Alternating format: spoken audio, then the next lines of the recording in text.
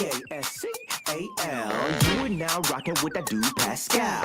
We be going wild, Haitian in the building, so original. Got the haters catching feelings. Get your hands up to the ceiling and keep them held high. Cause St. Louis is ready. Forget about it, goodbye. Hold up, we just saying hi. Five somebody, rise up. Weekdays, catch us live. Somebody, let's go. Good afternoon. Good evening and good morning, everybody. Welcome to the Pascal Show. Hope you guys are all doing well out there. We got some breaking news. Hope the show finds you in good spirits because another day above the dirt is always a blessing. Let's not forget that as well. And I got to be honest, I'm a little shook right now, a little surprised because I didn't know this was going to drop. Man, I was ready to take a little bit of a break. And then, of course, the news just don't stop newsing. So get on in here. Get your butts in here. We got some breaking news. Breaking news, y'all. Man, another one bites the dust. Another one bites the dust. This is going to be some crazy stuff. We're going to get into this conversation. We got to get this thing moving. We got some breaking news. Something I never thought would happen.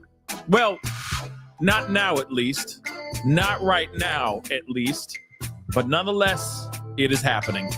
So do me a favor before we get in everything. Hit that like button down below. Okay?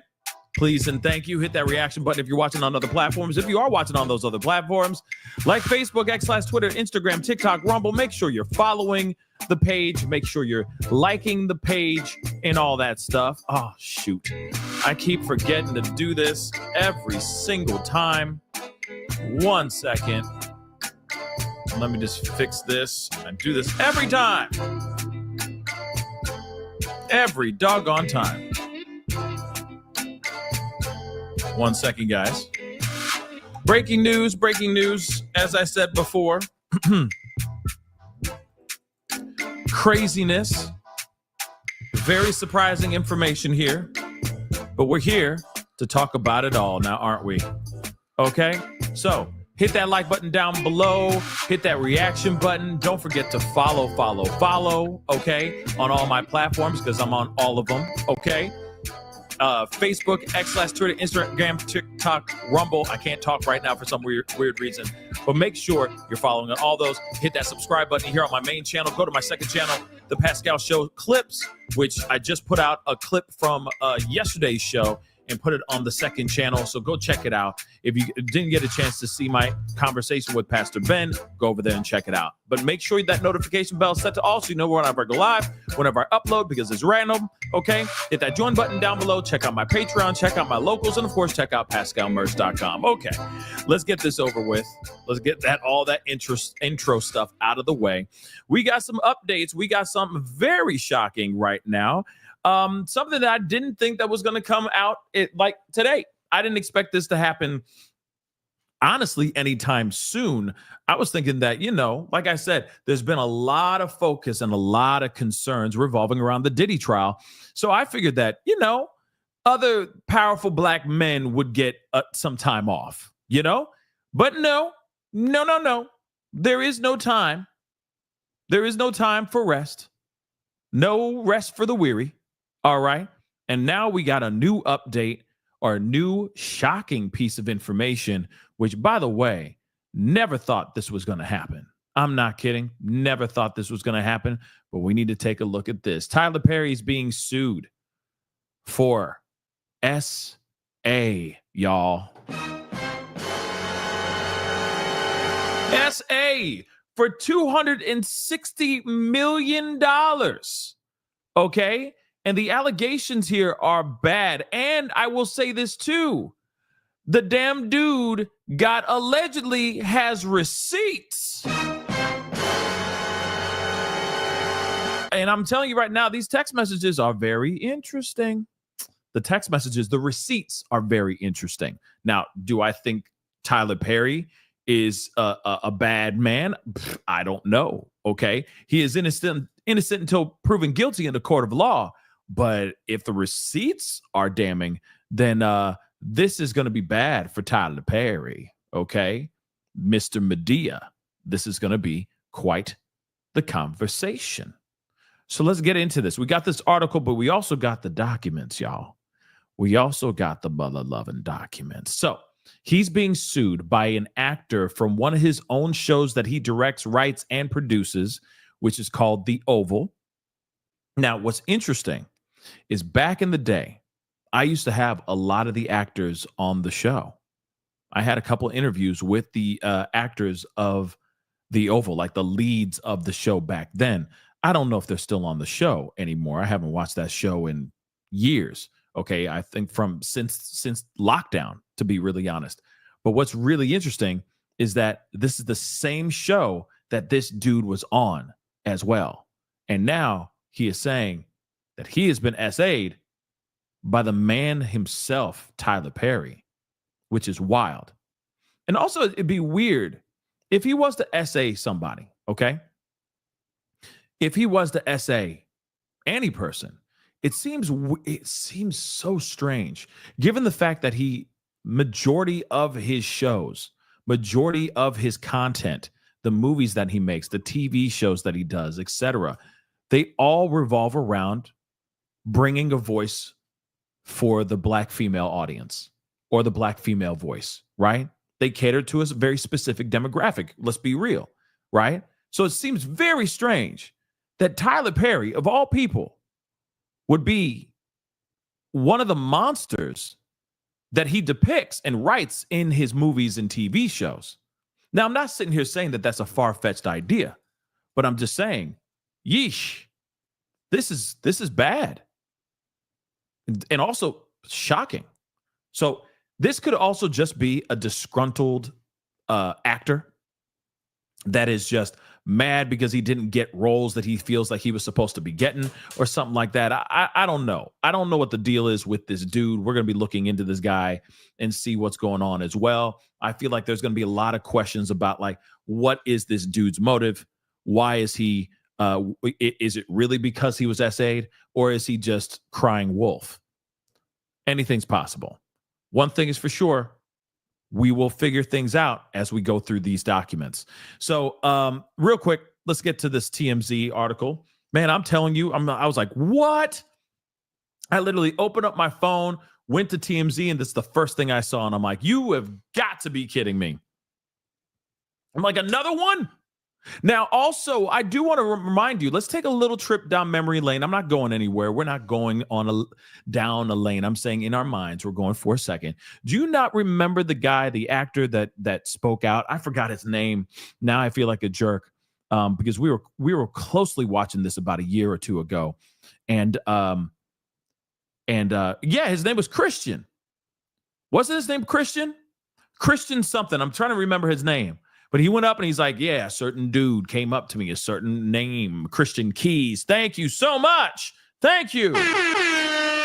Christian Keys was like, yeah, he was asking me to take off my clothes and he would have paid me X amount of dollars to drop trowel, right? So he could see all of me, right? I mean, pretty crazy. Christian Keys. Yep. Yes, indeedly. Okay. So what's very interesting about this, okay, is that we have these allegations, which again, very damning. But I'm going to say it again for those of y'all who are just walking in. He is innocent until proven guilty in a court of law. That's it. So now we got to find out what kind of receipts this guy has. What's really going on here? And then, of course, we'll see if this actually sticks, if this actually sees the inside of a courtroom. Because again, this is Tyler Perry we were talking about. This is a very, very powerful, very successful man. But I know a lot of people have been asking a lot of questions about Tyler Perry's, orientation and all that. And in my personal opinion, unless it's real allegations like this, that's none of our business. Who cares if he's, if he bats for both teams, if he bats for one side and one side only, but he fronts like he bats for the other team, it don't matter. As long as he's with somebody that's where it's not illegal, right? But nonetheless, these are some serious allegations. And now this guy's looking for $260 million. So let's take a look at this. So Tyler Perry is being sued for SA. Oval actor claims years of harassment. So Tyler Perry is facing an accusation of SA, claiming a claim coming from an actor on his long-running TV show, The Oval, and one Tyler's camp calls a scam. Okay, so his team is basically saying this is a witch hunt. This is absolute BS. F the noise, right? Derek Dixon is the guy's name. He is a white male actor. Okay, you saw him on the thumbnail. All right. Filed a lawsuit against Perry. And in the docs, he claims he and the director met at an event back in 2019, in Derek's words. Now, Tyler picked him out of a crowd and asked for his number, suggesting he might have a role for him. So he's just like, man, you look good. Come true. Let me get your number. I might have something for you, right? Like I've said before, maybe a little bit of that casting couch, right? So as it turns out, he did. Derek says Tyler gave him a small role in 2 episodes of a show called Ruthless. Then, in January of 2020, Derek says Tyler invited him to his Atlanta home, and he accepted, hoping to build a friendship that would lead to more acting gigs. But according to the lawsuit, while there, Derek drank too much and ended up sleeping in a guest room. This sounds familiar. This sounds familiar. In the docs obtained by TMZ, Derek claims Tyler got into bed with him and started, putting his hands on him. And although he rejected the advances that night, he claims Tyler remained interested. So he's like, oh, he'll come around. He'll eventually come around. It's all good. He'll eventually come around. Sure, he rejected me now. He's just not used to this zesty lifestyle. Maybe that's what it is, right? Shortly thereafter, Derek says he landed the role of Dale in The Oval. Great for his career, but he claims it was around this time that Tyler also started firing off Ashley suggestive texts, including asking what Drew's sexual preference were and telling him he has relations with men.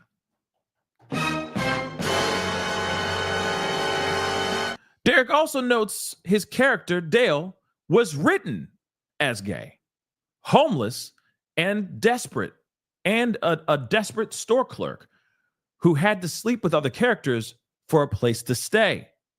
He claims that's exactly what Tyler told him he was looking for in a real-life sexual partner, someone who would be loyal and dependent upon Tyler. Derek says he feared for his career, and he feared that his career would be derailed if he flatly rejected Tyler. So instead, he told him that he just wasn't his type, his sexual type. But was always terrified he'd lose his job if he complained of SH. So Tyler Perry allegedly has been texting the dude being like, hey, I have relations with men. Okay.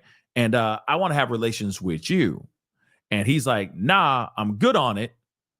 Like, you're just not my type. No disrespect. It's just not how I roll. Okay. But what's interesting is if he's a straight male, if Derek's a straight male, which of course there's plenty of actors that play gay roles on shows all the time. But it's interesting that he wrote him as gay. He wrote the character to basically almost in a way finesse the dude into getting used to being with men on camera to maybe go, okay, you've tried it on camera and I know it was a job, but maybe you might like it now. You know what I mean? Maybe you might be used to it now. Are you down to give it a shot? Right.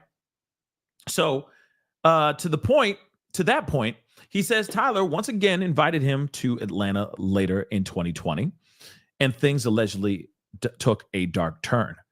Derek claims Perry greeted him warmly, but quickly started an sexually charged conversation, like asking him if he likes it rough in bed, and then grabbed Derek by the throat while saying, "Look how excited look how excited you just got."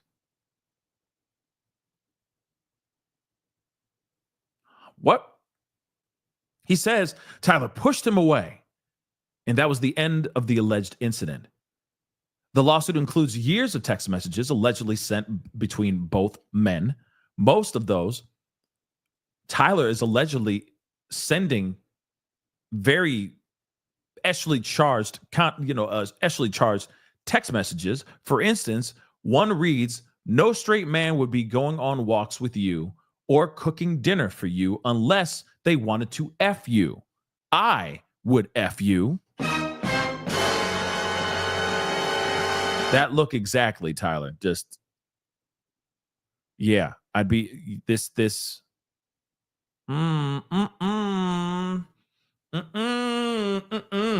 is bad. Yeah, it's screaming the Boondocks for real. For real, for real. Definitely. The most aggressive incident allegedly went down in June of 2021. Again, at Tyler's Atlanta home, Dixon was staying in the guest house and wearing only his underwear when he says Tyler came in and gave him a goodnight hug. Oy, oy, oy, oy, oy, oy, oy. He alleges Tyler then yanked down his underwear, groped his booty, and said, "Relax," and just let it happen. Say what? And assured him it wasn't going to hurt. Oh my God. Dixon says he managed to rebuff this advance by changing the subject. How do you change the subject when when he's got his clammy hands on your boo-hootie? You know what I mean? What do you say? Well, what about them LA Rams? You've been watching football. What about them? What about them Rams? How do you change the subject? What color did you paint this room? Is this? Wow. It's a beautiful color. What is this? Puce? Like, what do you do? What do you do? How do you change the subject when he's got his hands on your cheeks? It's weird. Okay.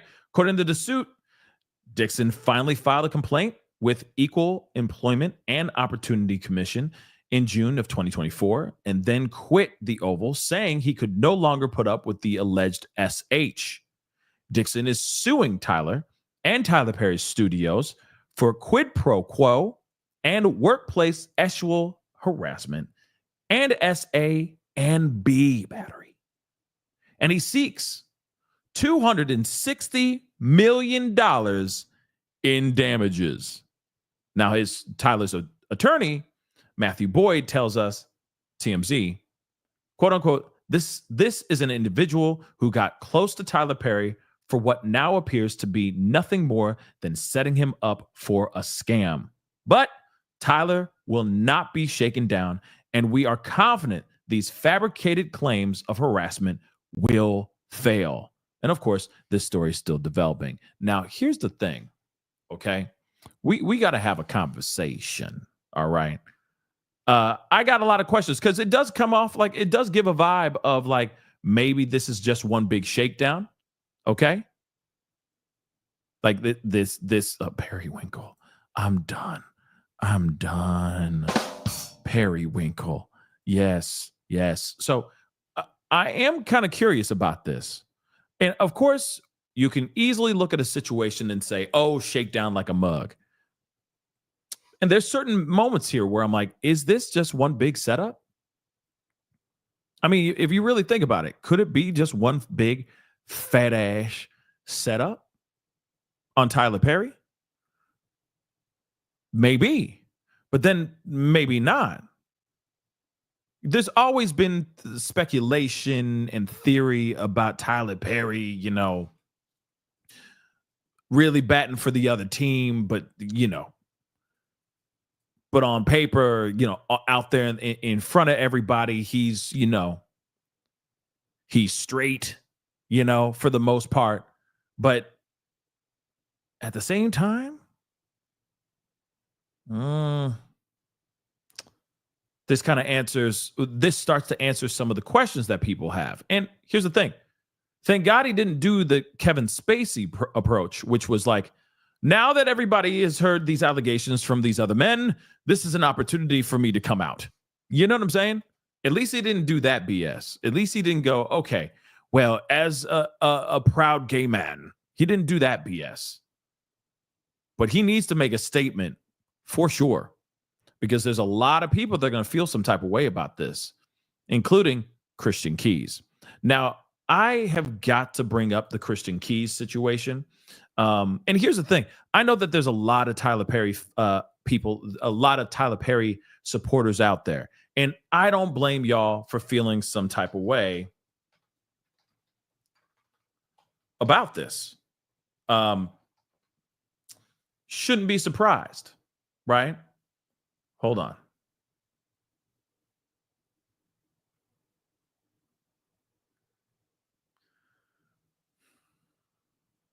Hold on.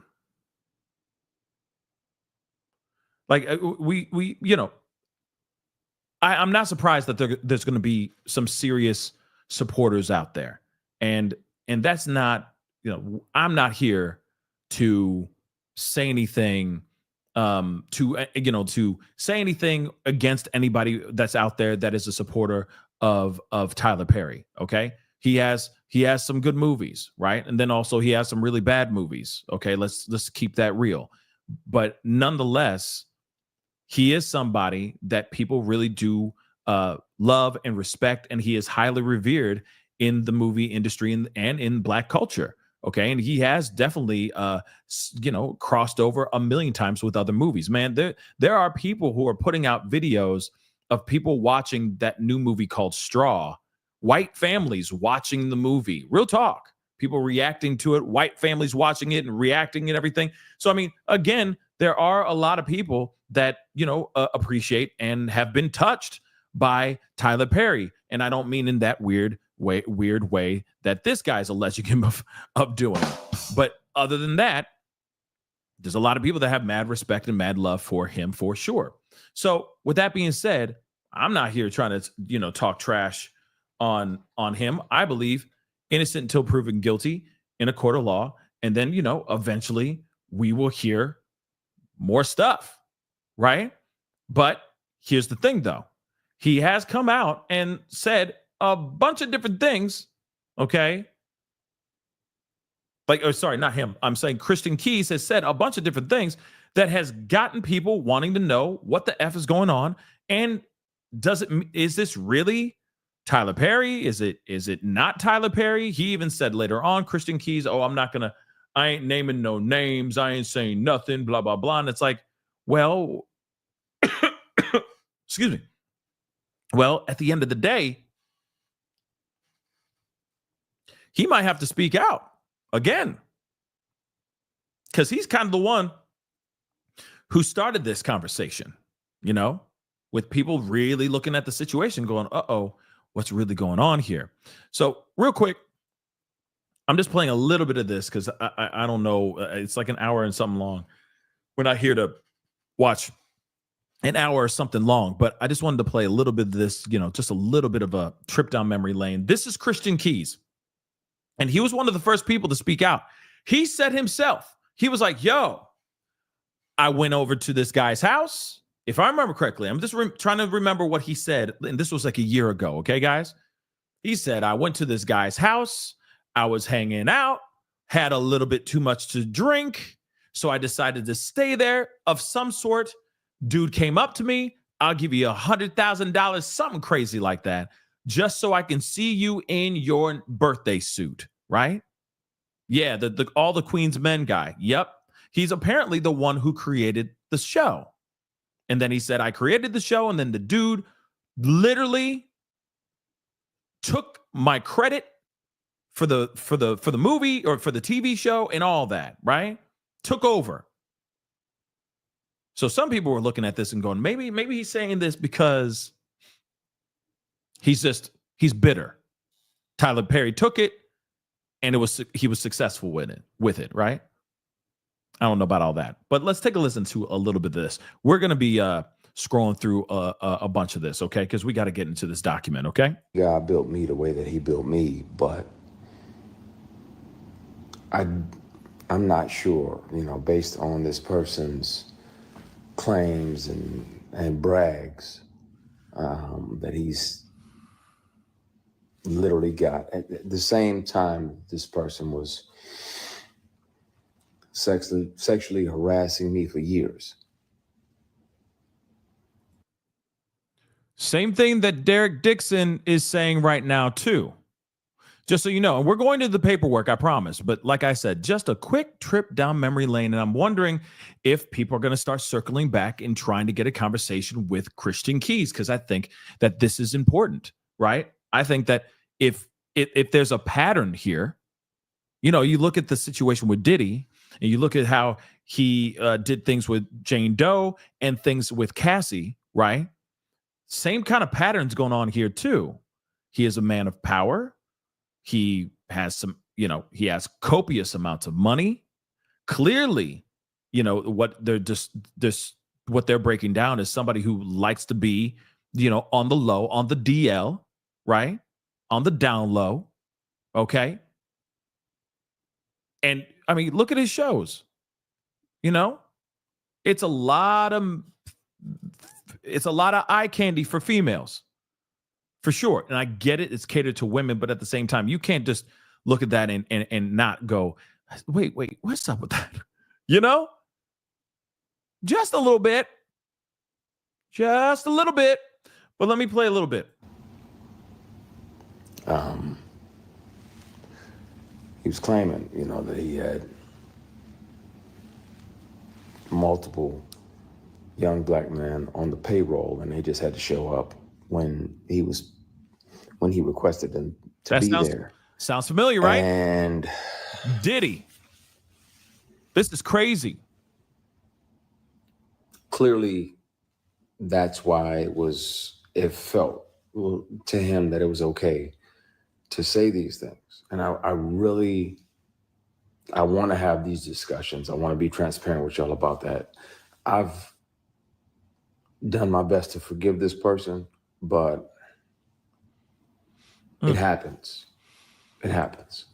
It's not just women that have to deal with it, but it's also men sometimes. And it'll be men tempting men. And that's why a lot of my posts over the last few years have been about taking the scenic route, taking the long way around, because if that means that you can carry your integrity with you, then, and it's 11:11. Thank you, Heavenly Father, for another opportunity to connect with you. Any of that. Skipping around, guys. They're going to be able to show up and work and create amazing and great stuff without that. I was on a show. Here we go. And if I had done what this actress did, just switching lanes, if I had done what she did, I'd never work again and I'd be in jail. She used to come up and pat me on the jump, like pat my penis, like, ooh, okay, I see that print. And I checked her. I grabbed her hand right away, checked her, like, what the fuck are you doing? That ain't okay. I'll do that shit. I'm going to jail. What are you doing? She did it again. Grabbed her hand. I'm like, stop. That shit ain't funny. Crazy. We're preparing for a scene. She walks past, cups my equipment, and was like, oh, you got some girth. Jeez. When I tell you, had that been a dude, I'd have punched them in their motherfucking mouth. If I behaved like this woman, this particular actress had done, in that moment, I'd be in jail, I'd be canceled, and I would never fucking work again.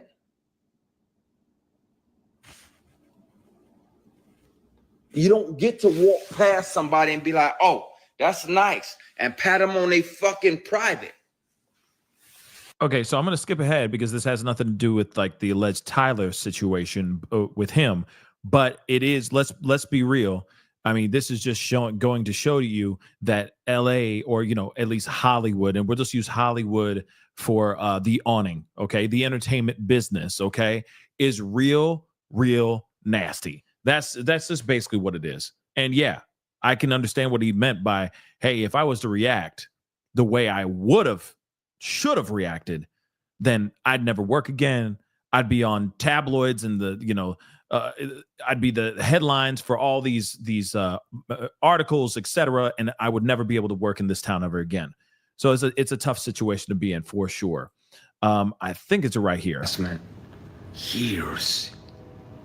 Not one, not two, not three, more. Years of sexual harassment and attempted sexual assault. And I want to air that shit out so bad.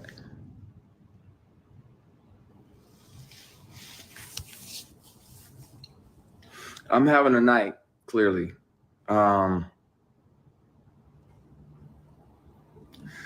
Pretty boys deserve the same respect as the block button. Go fuck yourself. I'm a grown ass man. I'm 48. I'm not a pretty boy. Can you hear me now? Can you hear me? Okay, some people can hear me. Can you? Good. No, I'm a grown man. So yeah, I needed to vent and get some of this out of my system when you deal with this. And there's a trauma that comes with it because you never know. Like, okay, is this meeting legit? Or is this some bullshit? Is this another one of those meetings where you meet with a black billionaire businessman, and while my manager is there, everything is everything. I got my Kinko's presentation with the plastic cover on it. I pay good money on this. Good money. I'm running it down like you can invest in this, that, and the other. As soon as my manager leaves, he moves into a conference room. And I'm like, okay, it's a conference room. Nothing sketchy about this. Didn't realize that the doors on the side of the conference room right there led into his suite. So about 8 or 10 minutes, I'm nervous in my phone. I'm like, okay, what the fuck? Okay, you changing? You got to use the bathroom. It's a number 2. Cool. He comes back in silk pajamas, silk robe, right as they're delivering strawberries and champagne like this is Pretty Woman or a fucking date.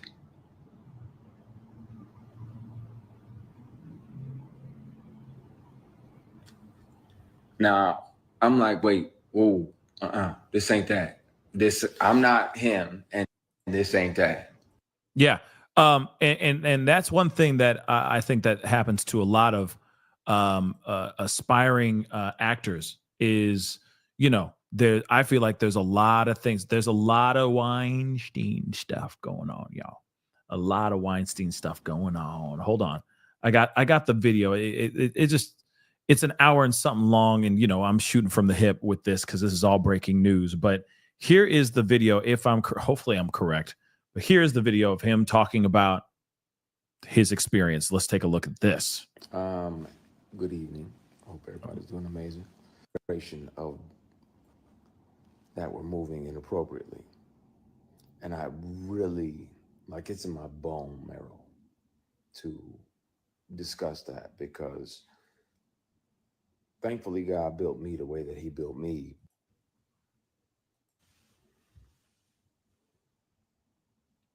Clearly, that's why it felt to him that it was okay to say these things. And I really... Hold on. He was claiming, that he had for years. There we go.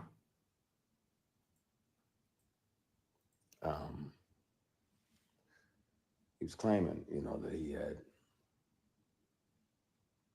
multiple young black men on the payroll, and they just had to show up when he requested them to be there. And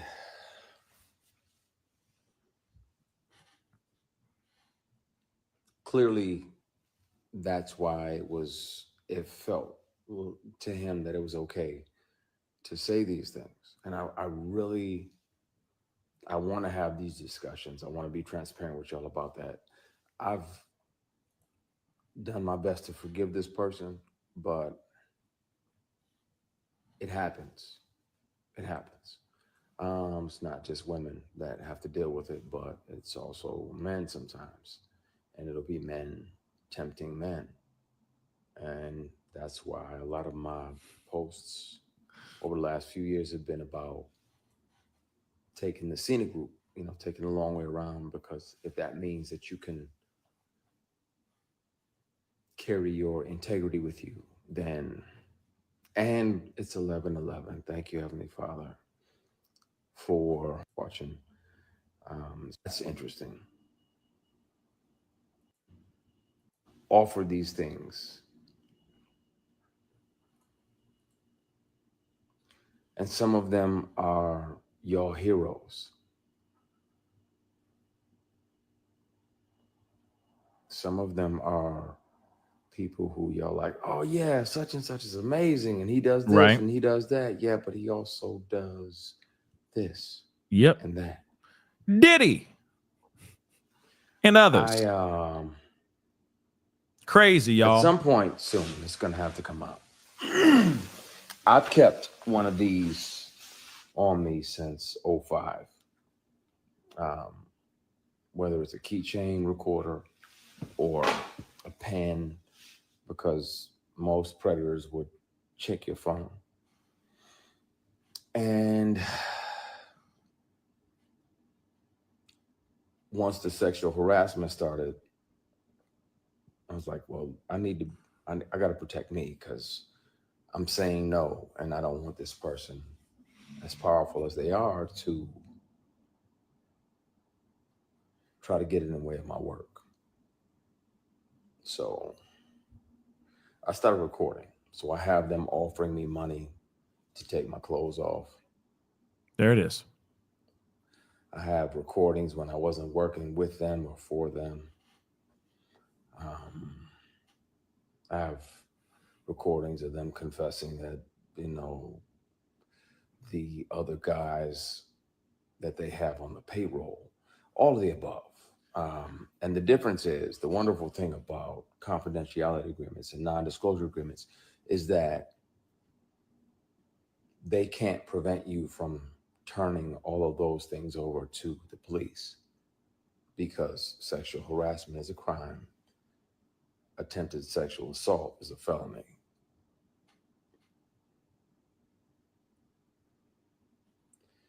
And Tams, you literally just asked, why do we as Black people have to deal with that? But sometimes it's our own people.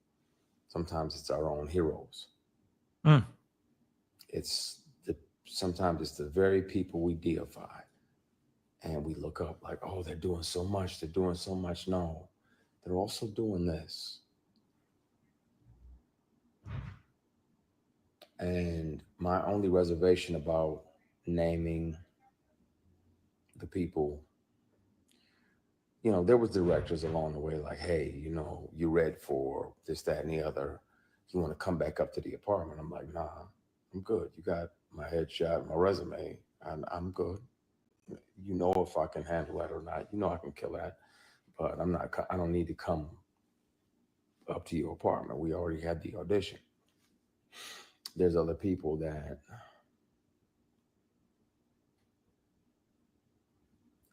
I want to say everything. And my brother was like, nah, not yet. I want to tell it on the mountain, over the hills, and everywhere. Now, here's the thing. Back then, everyone was asking the same question. Burning question. Did he lose his marbles? Now, here's the thing. Maybe not. Maybe he didn't. Because I know a lot of people are like, well, he's being really, really cryptic. He's not really saying what's going on. He's not saying this, that, and the third. Why can't he just say the man's name? Well, maybe he was scared of saying something. Maybe he was scared of saying it out loud because he was going to be the only person at that time to speak out. Now, I'm not even saying that Tyler Perry did any of these things, but at the same time, what if he did? What if those things are true? What if what he's telling right there is true? Now, I don't know about this Derek Dixon guy, but we will find out for damn sure about the receipts he's got in this mother-loving document that just came out. This is why I love the law, okay? Because we can get these things and we can read the documents and hear what's going on and see what these allegations are, okay? And so we got to get into this.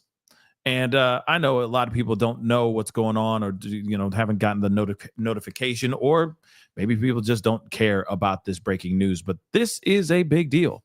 Okay, this is a very big deal, and Tyler Perry could be in the same situation as Diddy. You just never know. Probably not, but at the same time, you never know. He said, and we heard from Christian Keys, and let me remind you. Christian Keys did not once say anything about Tyler Perry's name, but he did say a lot of things like these are names that are highly revered, that they're practically deified, that they're looked at as heroes, etc. Okay, so it's fair to think, fair to believe, or to assume that Tyler Perry is the person that he's talking about. Okay. Let's just keep that 100. Okay. Now, I know that there's been a lot of other people saying other names in regards to that one, but I'm telling you right now, this is some crazy stuff. And a lot of people are looking at Tyler Perry right now. And now everyone's circling back and looking at that Christian Keys video all over again because they're like, oh, damn, maybe Christian Keys was telling the truth then, right? So, Star Fury, thank you so much for the love. I have a master's degree in sound engineering and filmmaking from Chapman University, California. I've been in Hollywood for jobs. I'm so blessed that that door is closed. God was looking out for me. Yeah, I mean, Star Fury, I don't know what you do now, but at the same time, I mean, I don't think that Hollywood is all that bad. But, the more that we hear things like this, it's crazy how much of it's being exposed, right? How much of it we're starting to hear. It's like, damn, you did it too. Damn, you were part of it too. Damn, that happened to you as well. That's crazy. You know what I mean? When we start hearing the Weinsteins and the et cetera, the Diddies of them all, it throws me for a loop. I'm going to be real. Okay. But let's get into this document. Okay. We got to get straight into this because there's a lot to look into. So this case arises from a sustained pattern of workplace SHA and retaliation perpetrated by Tyler Perry, a powerful media mogul, against plaintiff Derek Dixon. Now, real quick before we go into this, he says he's a professional actor and screenwriter. That's very interesting. I wonder if his career took off because of getting hired by Tyler Perry, or is he just writing that in there to say that he's a screenwriter just for the sake of saying he's a screenwriter? I don't know. But Mr. Perry, we already know, American actor, filmmaker, and playwright who has built one of the most successful careers in film and television history. Mr. Perry took his success and power and used his considerable influence in the entertainment industry to create a coercive, actually exploitive dynamic with Mr. Dixon, initially promising him career advancement and creative opportunities such as producing his pilot and casting him in his show, only to subject him to escalating SHA and battery and professional retaliation when Mr. Dixon did not reciprocate Mr. Perry's unwanted advances. These events occurred while Mr. Dixon was employed as a series regular on Tyler Perry's show, The Oval, and while Mr. Perry held direct control over his employment, compensation, and creative opportunities. So we already know that he rose against all odds to be one of the most powerful figures in the entertainment industry. His success story, once a symbol of perseverance and self-made achievement, has now become a cautionary tale of how unchecked power, wealth, and influence can corrupt those who attain it. Among those contracts, Perry received a lucrative multi-year partnership with the Oprah Winfrey Network, and his net worth tops $1.36 million. That's a whole lot of money. Moving on. But see, just because you rich does not mean you a culprit. Does not mean you a villain. It does not. But let's continue. Tyler Perry's rise to fame and fortune elevated him from a powerless victim to a figure of tremendous wealth, influence, and power, culminating in the ownership of his own film studio. Rather than using his influence responsibly, Tyler, TP, has engaged in a pattern of misconduct where he exploited his position of power. Tyler Perry has been using his power and influence to molest, okay? A and SA impressionable and vulnerable employees and actors who look to him for guidance and mentorship while pursuing their dreams. Just like H.W., Bill Cosby, Aura Kelly, Diddy, Kevin Spacey, Roger Ailes, and many others in the industry, Perry's success has led him to believe that money and influence can get him whatever he wants.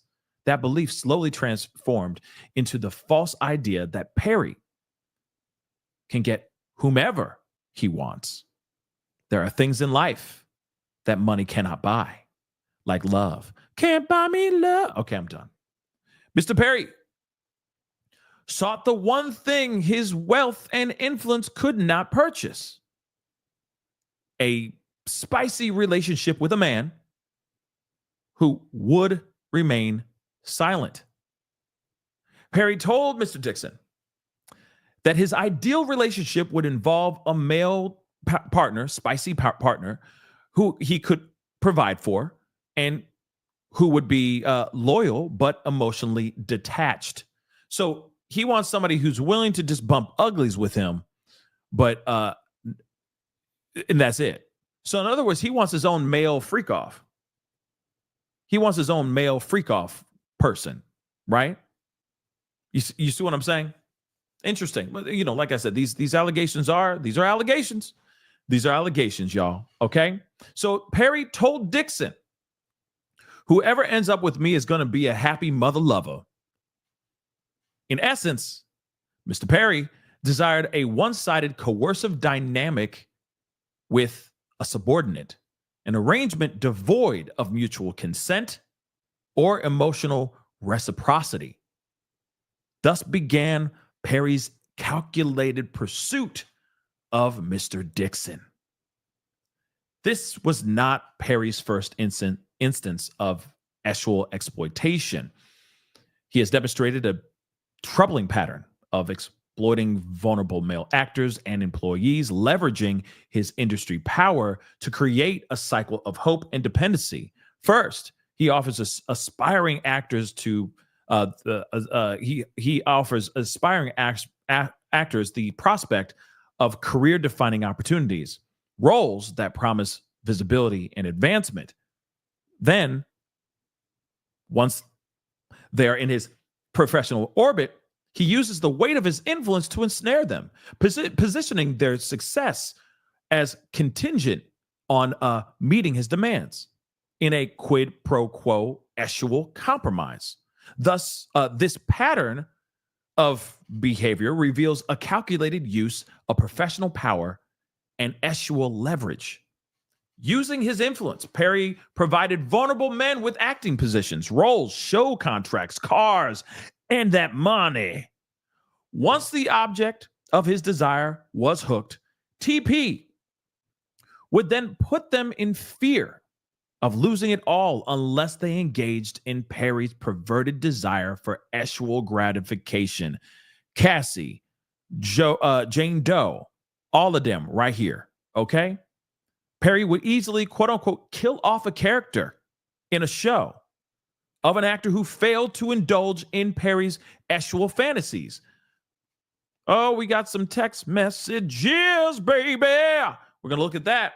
Some receipts. We got receipts, baby. Like I said, there's receipts up in this mother-in-law. Okay. In one such exchange, Perry stated that he could, quote unquote, fix things because the actors of a show he was filming should all be scared because they were all shot at. And quote unquote, we don't know who lives, meaning that Tyler Perry was going to use this as a tool to gain compliance with his desires. So let's take a look at this. We got to zoom in a little bit because this is very tiny. Okay, so I don't know who's saying what. I'm assuming it's Tyler Perry in the gray and Dixon in the Derek Dixon, the accuser in blue. Okay, so it says, but I swear to you, I know how to fix this ish. I love killing a mother effer off in a show that no one expects. So Derek says, you could be sipping Mai Tais, counting coconuts right now. Moving on. Think about the last episode. They are all shot at. We don't know who lives. And then Derek says, exactly. I'm scared. They should be too. Nope, they're not. Last I checked, we all got the same bullets in us. Laughing face emoji, right? Moving on. Derek Dixon was Tyler Perry's sexual desire ever since they became acquainted. Dixon was working as part of an event staff for a party hosted by hosted by Tyler Perry. When Perry noticed him, Perry immediately offered Dixon the chance to audition for a part in one of his television productions. Now, what's interesting about this is it sounds like he was a caterer. Like he's walking around going, okay, cocktail, wiener schnitzel, you know what I mean? Here's your champagne, that kind of thing, right? And Perry's like, oh, smitten. That's a good-looking man. That's a good-looking white man. Take my number down. I need you to come in and audition for me. You got a look. I like your look, right? He goes and he auditions. Clearly, he got the gig, but let's continue.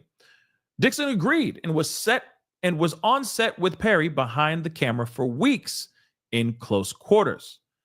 During the time they were filming, Perry would send flirtatious text messages to Dixon. For example, in one message, Perry stated that he was jealous when he saw Dixon going on a walk with another man named Brad.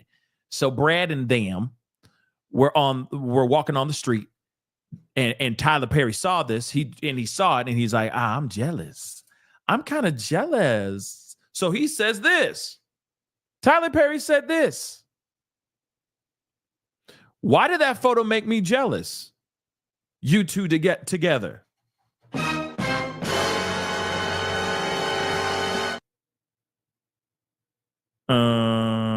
Okay. Ha ha ha ha. I don't know. It's just Brad. LOL. He responds with an LOL as well. He just wanted to go for a quick walk, get his steps in, and now I'm walking to Chipotle by myself. LOL. Thick Derek. Get that Chipotle. Oh my God. That is zesty as hell. Thick Derek. Thick Derek. If this is really from Tyler Perry, yikes.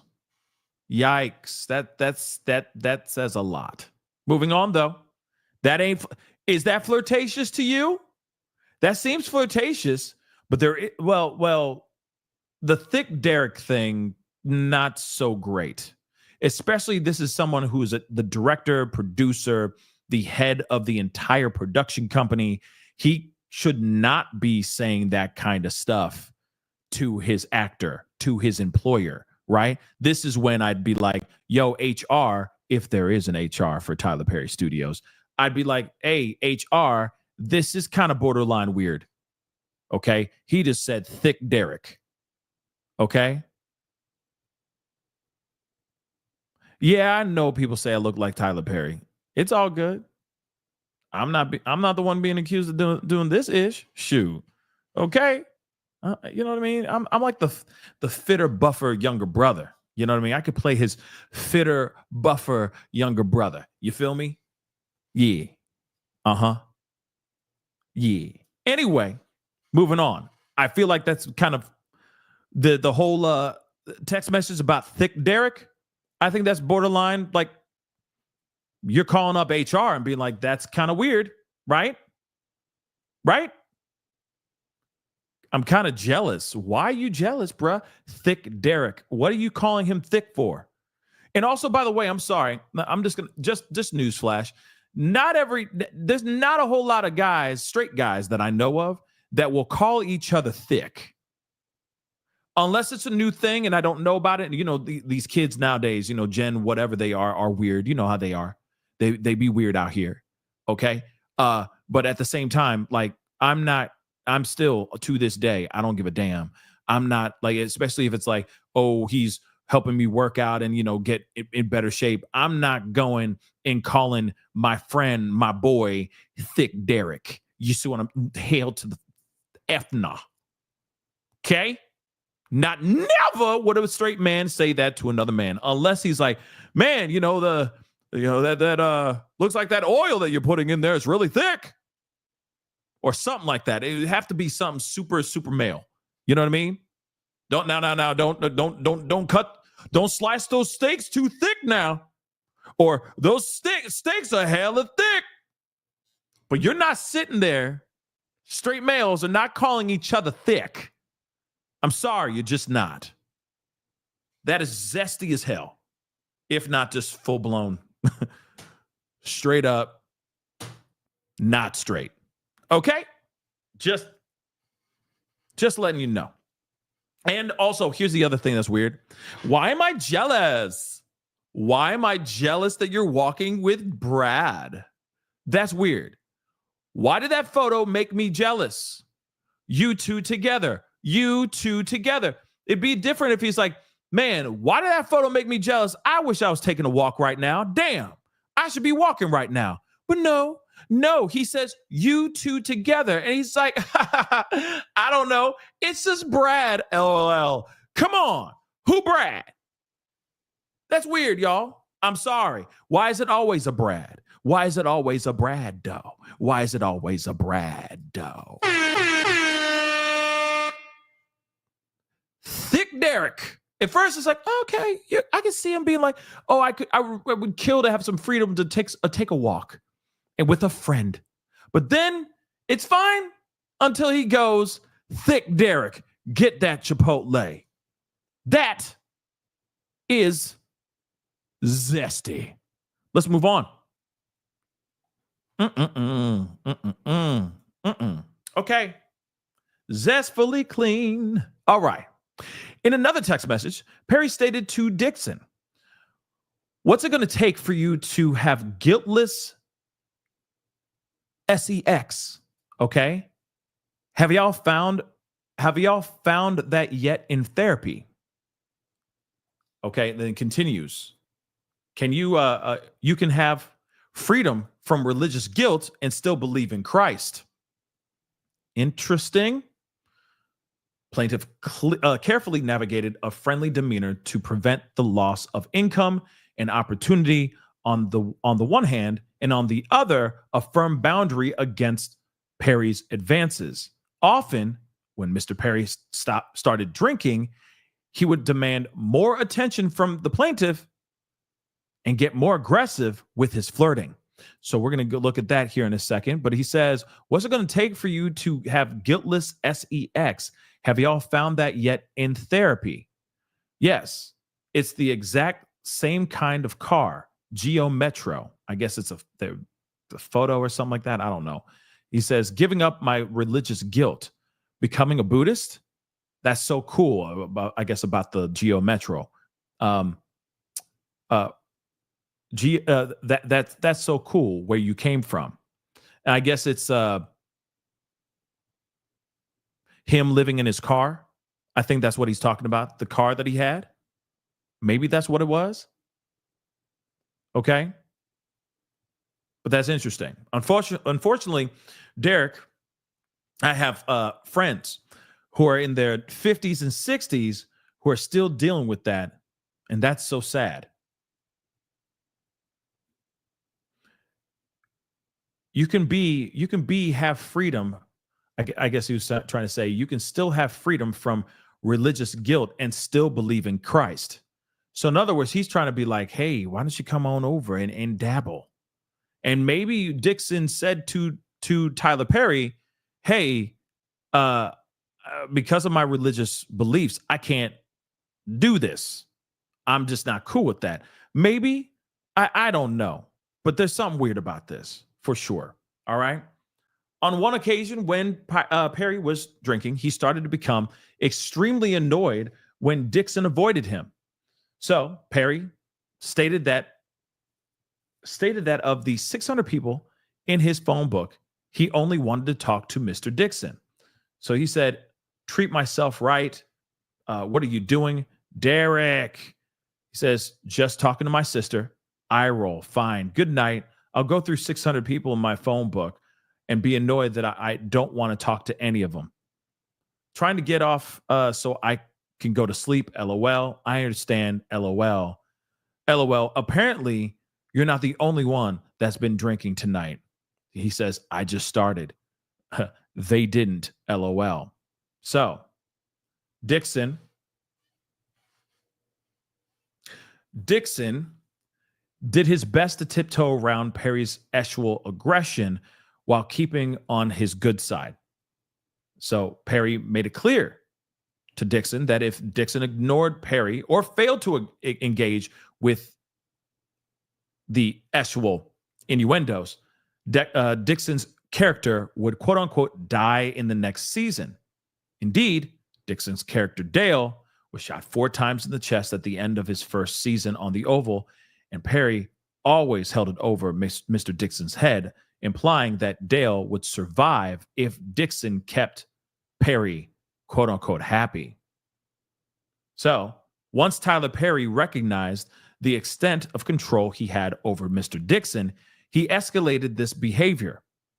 On multiple occasions, Tyler Perry actually aided Mr. Dixon, including one instant where he forcibly pulled off Dixon's clothing, groped his buttocks, and attempted to force himself on Dixon.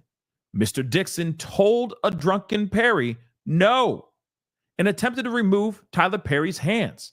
But Tyler Perry held tightly onto Dixon's wrists. Mr. Dixon was only able to escape after de-escalating the situation by abruptly changing the subject. Like I said, how do you do it? It's like, bird! And he's like, where? And then he ran. That's so weird, right? But Tyler Perry was apparently getting pretty aggressive, allegedly. Let me get some of this water really quick.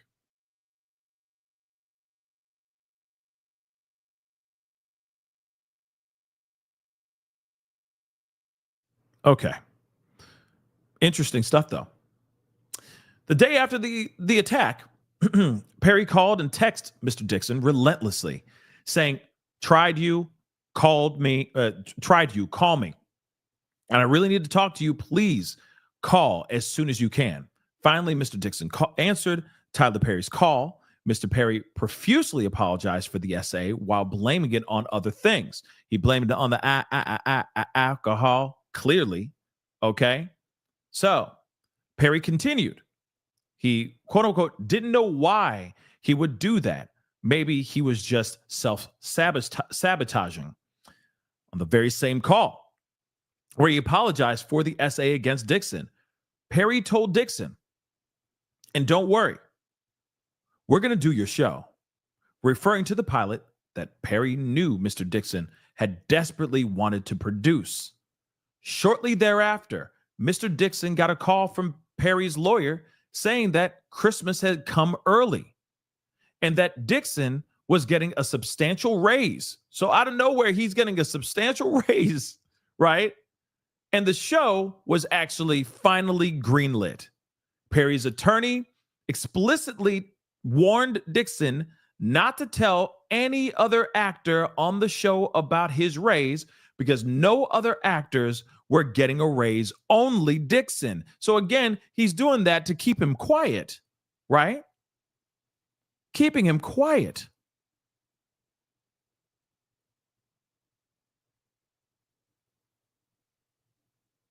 Wait, hold on. Sorry, I'm just reading your chat. Hold on, reading the chat. Hold on. Say that. So Amanda says there's one celebrity about to get hit, and I pray Pascal covers it when it happens. That person is guilty. Who? Jared Leto? Who? I'm wondering because Jared Leto also has been getting all kinds of allegations, stamped on his forehead. But Amanda, let me know. I'd like to know who you're talking about. Who's that person? Let me know. Shoot, I'd love to be ahead of it. Talk about it. You know what I mean? But let's continue on. So Perry kept telling Dixon that he was sorry and that the harassment won't happen again. However, the harassment and the assaults continued. Perry would also try to deflect the blame for the essay by saying that Dixon didn't have a strong enough no. That is trash. That is trash. To say that, oh yeah, you didn't have a strong enough no. You need a stronger no. What no means no, right? Doesn't it? You didn't have a strong enough no. Here's the other thing too. What if Dixon is going, no, because he doesn't want to offend the person who's writing his paychecks, who's paying him. But he's sitting there just trying to let him down easy, right? He's not sitting there going, hell no, what the hell's wrong with you, man? Get your hands off me, man. You know for a fact if he did that, he'd be fired. He'd be killed off in the next episode. This guy has all the power. He writes all the movies. He writes all the movies. He writes all the scripts. It would be a very dumb thing to sit there and just bark at him, right? So he was probably trying to let him down in the nicest way possible, but it backfired. It just didn't work, right? But for him to sit there and say, oh, no, your no ain't strong enough. That's redunculous. All right. That's absolutely ridiculous, y'all. All right. No means no. Okay. Long story short. No means no. All right. So it says here, before we continue on, that's insane. So he says, nice. Santa Monica is nice. I'm glad you're going out there. How is your no?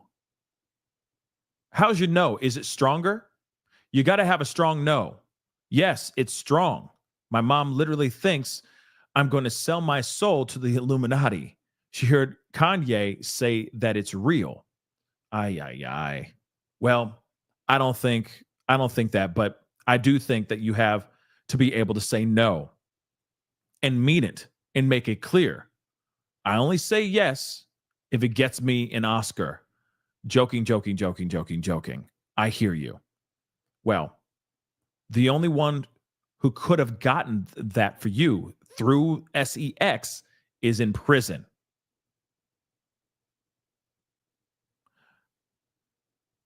Okay. So just stick to the no unless you are really into him. And then funny face emoji. Hold on. Well, the only one who could have gotten that for you through SEX is in prison.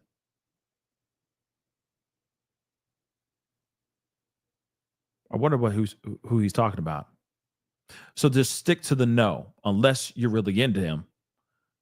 Funny face emoji. Is it HW? Is it the Weinstein? Maybe that's what he's talking about. Yep, he's talking about the Weinstein for sure. Yes. So again, what we just read here, okay? So you have to be able to say no to the propositions for SEX and mean it and make it clear, okay? Dixon did not know how to answer without facing retaliation, cancellation of his production contract, or perhaps being taken off the show. So instead, Dixon made a joke out of the situation, stating that I'll only say yes to the SEX if it gives me an Oscar. In response, Tyler Perry stated, the only one who could have gotten that Oscar for you through the SEX is in prison. So stick to the no, unless you're really into him. And then, of course, joke, right? So Perry reveals through these text messages that the quote unquote no he was referring to was Dixon's no to the SEX in exchange for promotion in the industry, classically known as quid pro quo sexual harassment. Perry sent this message to Dixon because that is exactly what Tyler Perry was doing. At some point, Dixon left Atlanta and moved to Santa Monica to create distance from Tyler Perry. However, even at long distances, Perry continued to actually harass Dixon. Now, what's really interesting about this, and I'm just seeing because there's a lot of stuff.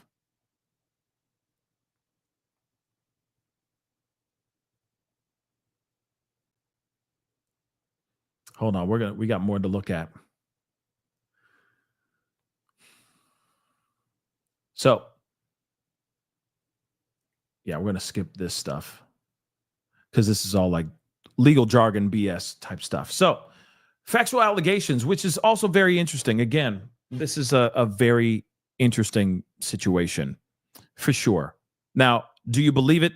Do you think Tyler Perry is a bad boy? And I don't mean in the Diddy way, but I'm just saying, do you think he's a bad guy? Do you think he did what he did?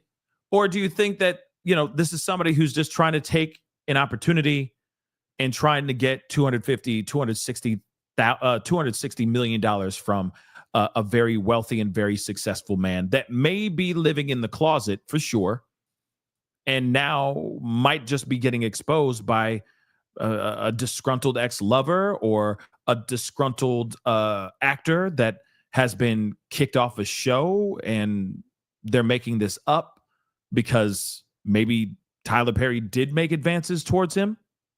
You see what I'm saying? Maybe he did make advances, but he was like, just keep it on the hush. But then this guy got killed off the show, so that angered him. I mean, it's possible. I've never heard of this Derek Dixon guy in my whole entire life. I don't know anything about this guy. Okay? But still, this is a very strange thing.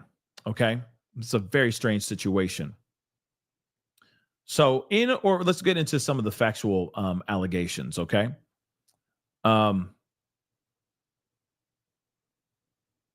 So Legendary Events in Atlanta was hired to organize the Tyler Perry Studios opening party, okay, for the party, all right? And it was a plaintiff. This Derek Dixon was recruited by Tony Conway. He is the owner of Legendary Events, okay, and a close friend of Tyler Perry.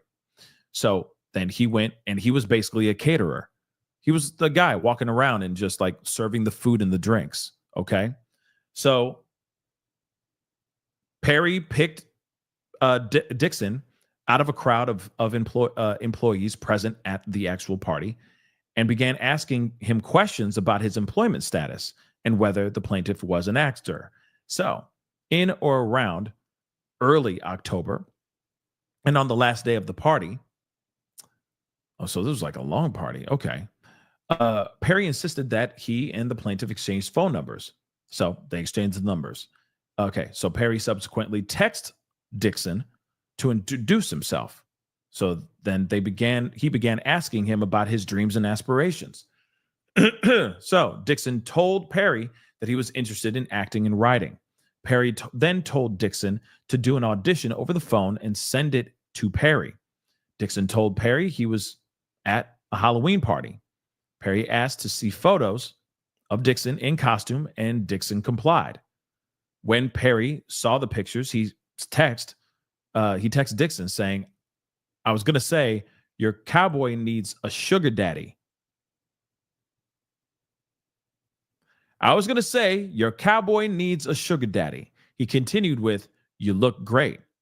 You're just lacking costume parts. Sorry, don't want to offend. Dixon responded, not at all. It's so true. Half-assed costume. To which he replied, Perry replied, what's true? Cowboy needs a sugar daddy? Implying that Perry wanted to be Dixon's sugar daddy. Dixon quickly shut down those comments by reiterating what he said earlier, that the truth was that he was lacking some costume parts. Shortly after, Dixon's boss at Legendary Events called Dixon and told him that Tyler Perry was having another event in Los Angeles and specifically wanted Mr. Dixon to fly from Atlanta to LA to work on this event. Excited for the opportunity to fly to Los Angeles, Dixon was flattered and jumped on the opportunity to meet Tyler Perry again. Shortly after doing that event in November 3rd, 2019. So this has been going on for several years, by the way, guys. Defendant Perry sent plaintiff Dixon several text messages that he, quote unquote, would love to find plaintiff Dixon a job and, quote unquote, change Dixon's life, insisting that they should, quote unquote, make it happen. Perry sent Dixon what turned out to be an ominous warning. Be careful hanging around me. I cause dreamers to dream big. I cause them to not only believe, but do. Then let's make it happen. You're an artist. You have to be fulfilled. Nothing else will suffice. It sounds very Tyler Perry-ish.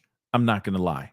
Okay. But this also sounds like things that Diddy could be saying to some of his assistants and some of the people that he works with. You know what I mean? It's very that realm. You know what I mean? Like, I'm successful, so if I say anything that is remotely inspirational, they're just going to eat it up anyway, right? You know what I'm saying? So this is weird. Okay? You have to be fulfilled. Nothing else will suffice. Okay? You just got to go after it. Nothing else matters except going after that goal and fulfilling the ultimate goal, right? So, the very next day, defendant Perry sent an email which contained an offer for Dixon to play the role of Dale in Perry's television series Ruthless. So his audition tape was literally a little video that he made on his phone that he sent to Perry. And Perry was like, that's good enough. You got the role. Interesting, right? Because he wanted to see his ding dong. Moving on. Perry said, allegedly. Moving on. Perry said it was a small role that could get a lot bigger. Sounds familiar. You know? Because it's a metaphor for the penis. Moving on. Thereby setting up the first stage in a series of escalating quid pro quo offers. At this point, Dixon did not know that Perry was interested in men or that he was looking for an actual kind of relationship. Dixon assumed that Tyler Perry was genuinely a caring person who discovered the talent that Dixon always felt that he had. That's going to be everybody who says that. I'm a star. I'm important. I'm a star. I'm a star, Ma. I'm a star, Ma. Moving on, Dixon filmed his roles in Ruthless in mid-November and then went back to his job as an event staff caterer for Legendary Events. Approximately 1 month later, Perry bought and gave Dixon a new car. What? Because he hated Dixon's Jeep. So he went out of his way. What the hell? Yes, all got swallowed up. Swallowed up. Wait a second. He bought him a brand new car. What? Say that. What? Tyler Diddy. Yeah, Tyler Diddy. Diddy Perry. Oh my God. I think I like Periwinkle. periwinkled. You just got periwinkled. You know what I mean? Anyway, this is bad. This is bad, y'all. He bought him a car because he hated his Jeep. I'm just buying you a car because I hate your Jeep, bruh. Just like that seems weird. By the way, the auditions, let me just tell you this really quick. Just a little bit of a timeline, okay? November 3rd, 2019, okay? Shortly after doing the event, okay? He got text messages and he basically said, hey, I need you to, send me an audition, right? So he did a little bit of a video and sent that to Tyler Perry. But in this whole thing, still, this is not long ago. Like that's within weeks. One second he's talking to Tyler Perry, and then like on the phone, and he's like, "You need a sugar daddy." You know what I mean? You're an artist. Be careful around me because I cause dreamers to dream big. Okay? You have to be fulfilled. You're an artist. Nothing else will suffice. You know what I mean? It's very Oprah-esque, but Tyler Perry. Okay? Nothing else will suffice. And Dixon's like, yeah, whatever you say. Weeks later, it's not even like a year later, not even a month later, weeks later, okay? Or actually, yeah, weeks later. So 1 month later, he bought him a car. So 4 weeks of getting to know this mother-loving dude named Derek Dixon, Tyler Perry goes out of his way to buy him a mother-loving car. That's insane. These allegations, if these allegations are true, I'd be like, yo, Dixon, where's your car at? Let me see that. Right? Dixon was surprised and elated. Dixon had no idea that he was being set up by Perry for extreme dependence. If you notice, same type of situation. Now, we've been talking about that Diddy stuff. We've been talking about Diddy, all right? And a lot of the women that he would bring in, he was finessing to the point where they're like, oh, well, if I don't do this freak off, then he won't pay for my rent anymore. Or my career is in his hands. If I don't do these freak offs, I don't make money and I'm not Cassie. No one will know me as Cassie anymore. Now I'll just be that Cassandra Ventura, right? So same situation. I could see the patterns already, right? Again, if these allegations are true, right? Moving on. In November of 2019, Dixon was requested to be a part of an event staff to another event at Tyler Perry's home in Jackson Hole, Wyoming. Sorry. After that event, Perry started frequently sending text messages, making phone calls, and demanding Dixon, quote unquote, give Perry some attention. On New Year's Eve, 2019, Tyler Perry texts Dixon, I can't tell you the last time I pumped gas or went to the supermarket or fly commercial or packed a bag or had good hibbity-dibbity. It was before I was rich. So you mean to tell me when you get rich, the hibbity-dibbity ain't no fun anymore? Oh, damn. That makes me sad. I want to enjoy hibbity-dibbity and have a lot of money. I don't want to be bored. I don't want my weed whacker to dry up because it ain't been seeing nothing for nothing because I've just been making too much money. No, I want to make money and have good times in my birthday suit legally, everybody, legally. That's terrible. But he's basically saying like, I'm desperate. I'm lonely, Derek. I need that good D. Interesting.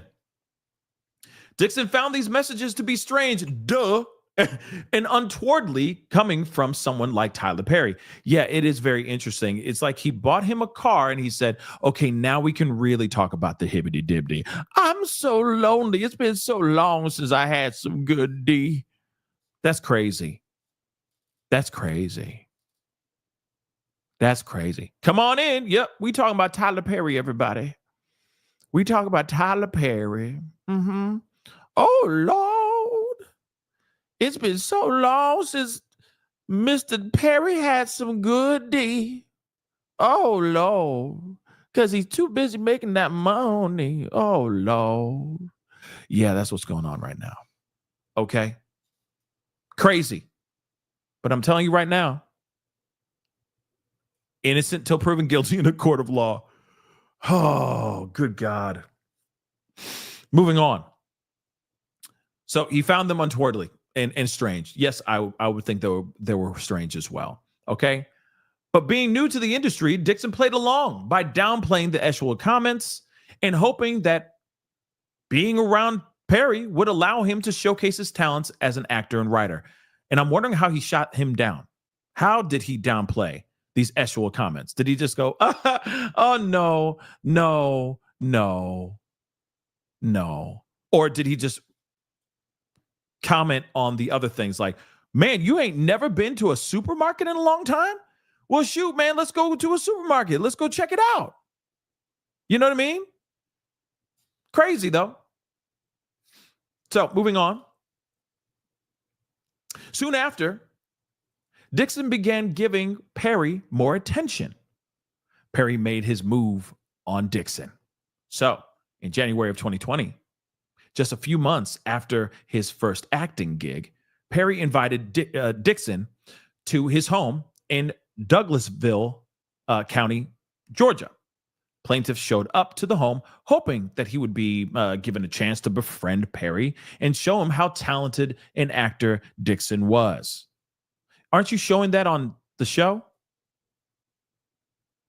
But okay. At Perry's home, Dixon was served many alcoholic drinks, which Perry also partook in. Dixon felt that Perry was genuinely interested in his talents as an actor and writer.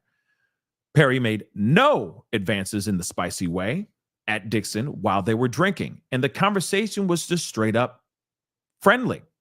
At the end of the night, though, Perry told Dixon not to drive home. Perry said it was dangerous and that Dixon was too inebriated to drive home.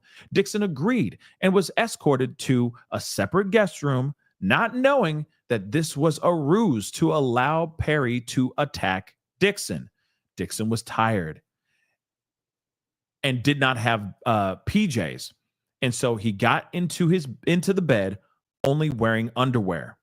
Before he knew what was happening, Dixon felt someone else slip into the bed behind him and rubbing Dixon's body around his inner thigh in a highly sexual and suggestive manner. Well, you never know. He might have seen a mosquito and just was like, just trying to slap the mosquito off the thigh. You never know. And maybe he woke up and he's like, "Ooh, what are you doing? This is spicy." He's like, "I just saw there was a rodent.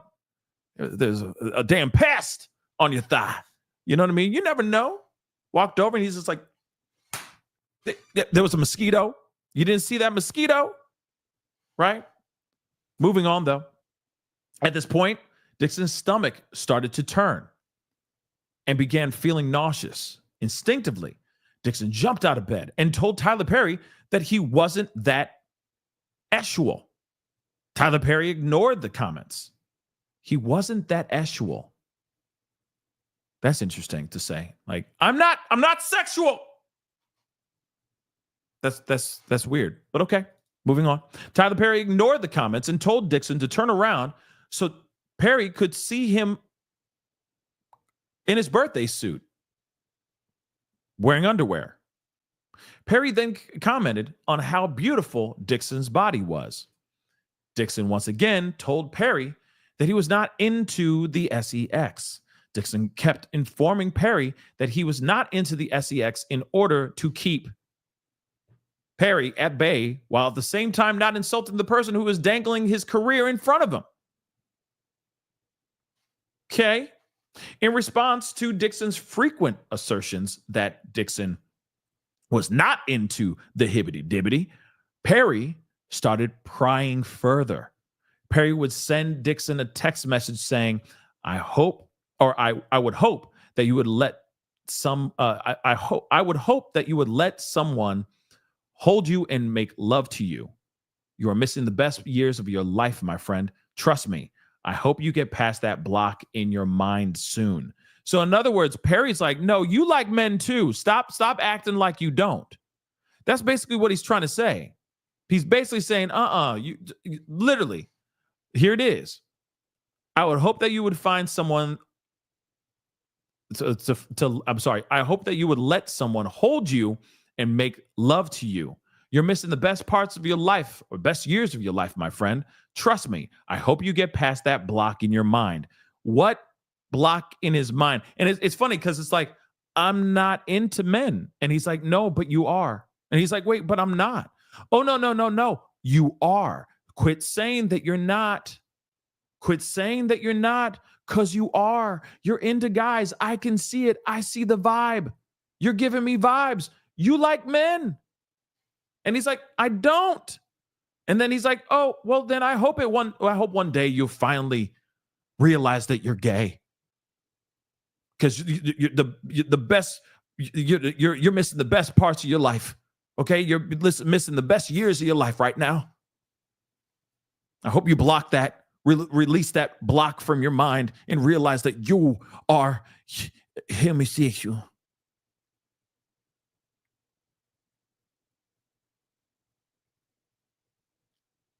Okay. All right. He says, well, it's not this person. Oh my God. He said, well, it's not this person. Okay. But yes, I want that too. I'm working on it. Therapy is helping. The way I'm getting it, he's trying to finesse Dixon, at least from what we're getting here.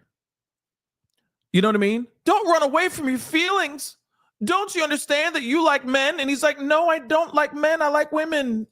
I want to be knee deep in women. What are you talking about? But I know you. I know you, man. It's like, wow, bruh. Like this is some crazy writing. You realize that? Like manipulation at its finest. Okay? Crazy, y'all. Just crazy. Okay. So he's like, yeah, I hope you let someone hold you and make love to you. This is crazy. And he's like, well, it's not this person. So after the attack in January, Dixon felt betrayed. Perry continued to call or text Dixon every day, making or asking to talk to him more. Dixon ignored Perry, which led Perry to text him, Derek, why don't you text me anymore? Or why don't you text me more? The more Dixon ignored Perry, the more aggressive Perry became, until finally Perry offered Dixon a part in a new show called The Oval. So he was intrigued and was hoping that this would be a big break that he was looking for and a chance for him to display his acting talent. So in February, this is not very long ago. Hold on. January, this happened fast. And then February. Okay? Perry told Dixon to quit his job at Legendary Events to come work exclusively for Tyler Perry. Tyler Perry was not able to control Dixon as long as Dixon had a secondary income that was providing for his basic needs. Once Dixon quit his job due to his role on The Oval, Perry started getting more and more personal with Dixon, knowing that Dixon was now under his control. Right? Perry would often say things like, I give and I give and give and give, and no one ever does anything for me in return. No one gives me what I want or what I need, implying that Dixon was not giving him that sex. He was not giving him that vitamin D. Perry started asking Dixon about Dixon's sexual preferences and what role Dixon took on when engaging in sexual acts. Basically, he's asking if he's a top or bottom, which is insane. Because if this guy is straight, it'd be like, I like to roll around with the women did I sleep with? I'm on top, I'm on bottom, we're doing the sides, we're doing everything. So yeah. Which, of course, he's talking about like if he likes to receive or give when it comes to things around the butthole. There's no other way to say it. If he's a pitcher or a catcher. There you go. Perry further indicated that it further indicated to Dixon that he had relations with men before and that he was a top. Okay. Perry further told Dixon that, quote unquote, when you have a big D and you hit the G spot right on these bottoms, they go crazy. I can't.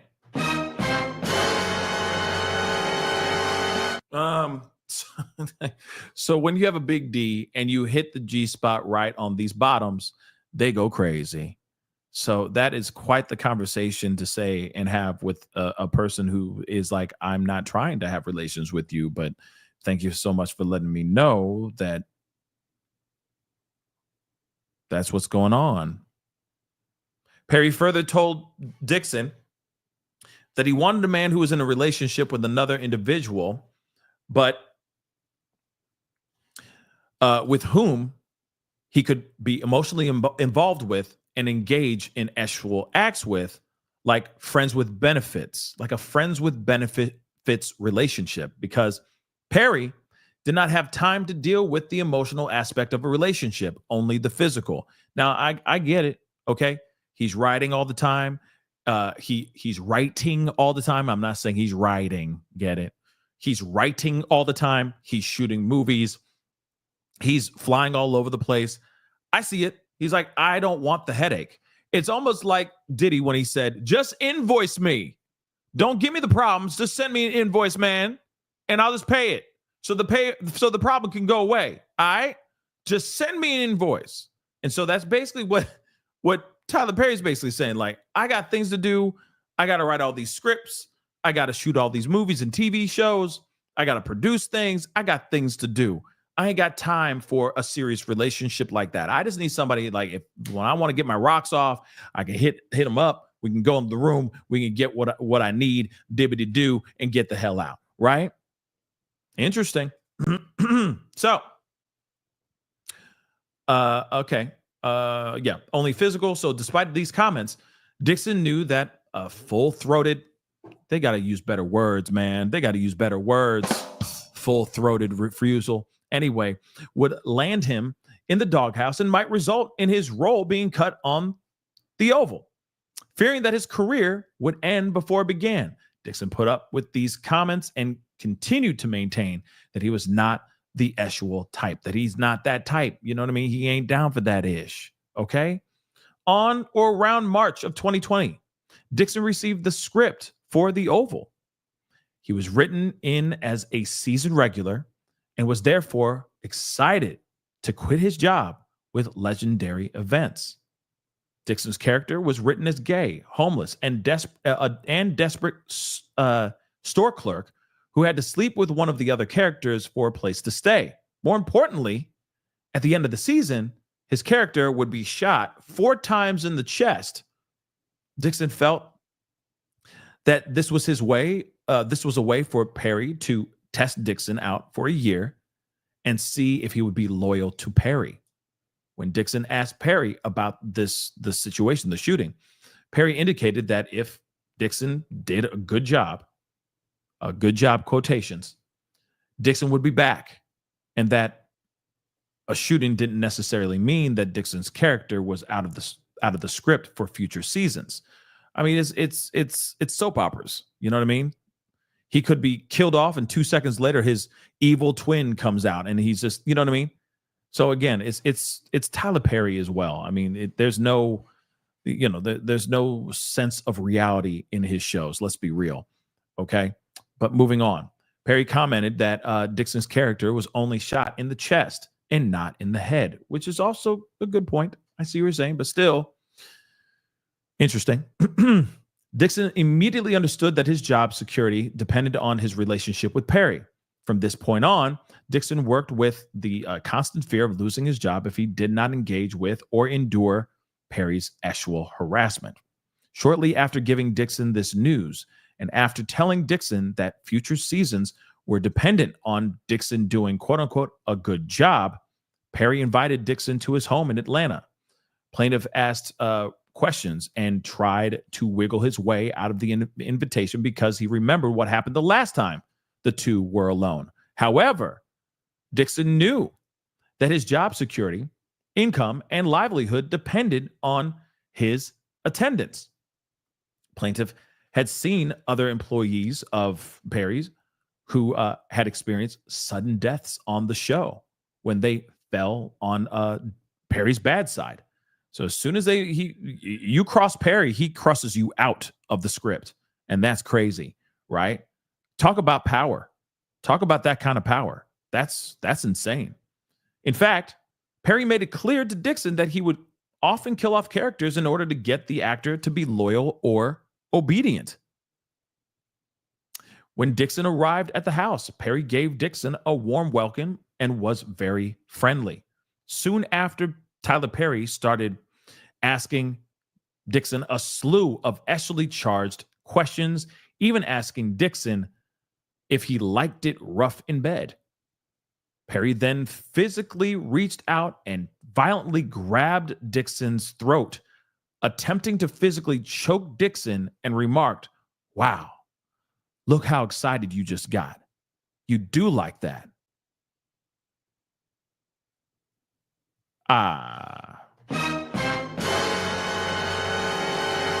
Dixon was horrified, shocked, and in a panic. Dixon never thought that Perry would could get so violent and would place hands on Dixon's throat in an ethically aggressive manner. Dixon did not enjoy or consent to any of this conduct. Dixon was in shock and took steps to immediately de-escalate the situation. Due to the onset of the Rona, the pandemic, in March of 2020, filming for The Oval was postponed indefinitely. During that period in which filming for The Oval was postponed, Tyler Perry would make FaceTime calls and other contacts to Dixon almost every day, treating Dixon as his on-call, quote-unquote, pet. Dixon felt obligated to answer for fear of losing his role, income, and career. Perry often asked about Dixon, about his whereabouts, often demanding that Dixon respond immediately. When he didn't, Perry would send text messages to Dixon stating, "Derek, grr, and what are you doing?" Additionally, Perry was jealous of anyone who Dixon had a relationship with. Tyler Perry told Dixon that if Dixon got Rona from his roommate at the time, Dixon would not be able to shoot The Oval. Perry encouraged Dixon to move into one of the on-set studio houses owned by Perry, where Perry would have more control over Dixon's whereabouts. That's crazy. Go stay at the house. Just stay over here. You're going to be good. Just stay with me over here. Derek, grr. Interesting. Therefore, Perry would text Dixon. Perry would text Dixon about other actors on his show. Ruthless. Perry told Dixon how he manipulated employees through ruthless retaliation. Perry told Dixon that if he did not like the way an actor behaved or the way the actor was acting, the character would simply, quote unquote, die in the second season. Dixon understood that Perry was informing Dixon to be cautious about disappointing or upsetting Perry. As a result, Dixon continued to put up with Perry's suggestive messages and advances while doing his best to protect himself by taking notes and amassing evidence of actual harassment and keeping old text messages. He archived all of this stuff, allegedly, which is insane. In one conversation in around April of 2020, Perry told Dixon that Perry imagined Dixon prancing around in a cowboy outfit and that Perry did things to Dixon and that he couldn't talk with Dixon about any further. He couldn't talk about it any further because they were so wrong, quote unquote. In or around April of 2020, and while Dixon was living in the studio homes on set, so he did go over there and live there. That's crazy. He didn't say, no, I'll just stay with with my roommate. He was like, nope, I got to move over there or I'm going to lose my gig. I'm going to lose my job, right? Perry often coerced Dixon to drink alcohol and then get on the phone with Perry. Perry would frequently have some drop-off alcohol at Dixon's door. Perry would eventually turn these phone calls into actually explicit rants. Perry would get frustrated with Dixon and tell Dixon that he was not giving Perry, quote unquote, what he needs. Dixon's refusal to succumb to Diddy's Perry's sexual advances caused Perry to be even more frustrated. So eventually, Perry warned Dixon that if Dixon told his castmates about the harassment, Dixon would be opening himself to lots of quote unquote questions and foolishness, and demanded that Dixon not discuss any of their conversations with his castmates. So Perry upped the stakes by telling Dixon point blank that he was not to tell anyone about their quote unquote friendship. Perry told Dixon that it should all remain a secret and try to make it seem like this secret was for Dixon's benefit. So let's take a look at this. Text messages. I'm going to move this up a little bit. So it says, listen to me. If you get the cast to know that you and I have a new friendship, then you're opening yourself up to a lot of questions and foolishness.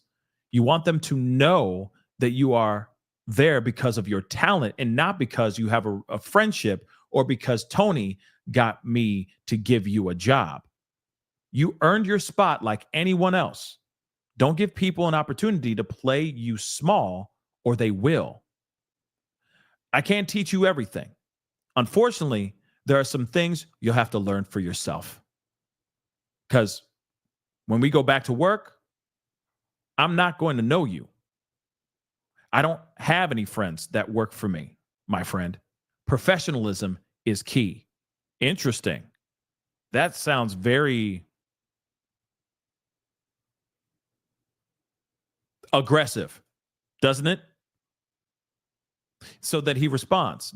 Dixon says, you're totally right. And he says, I hope you got it, my friend. Ooh, he's not happy.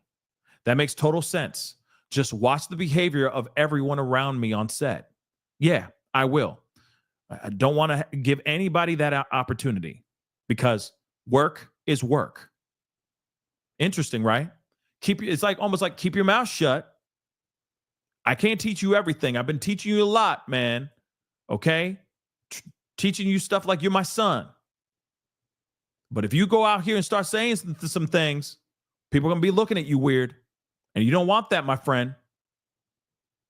And when we on set, it's a different conversation. I'm not there to be friends with you. We ain't out there kicking it. You're going to see a different side of me, man.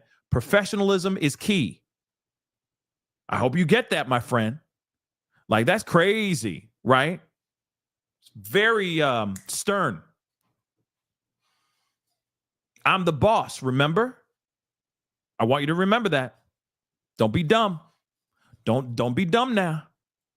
Hold on. Peachy Keen, thank you so much. Atlanta here. My mom is going to lose her mind over this. Holy moly, roly poly. Yep.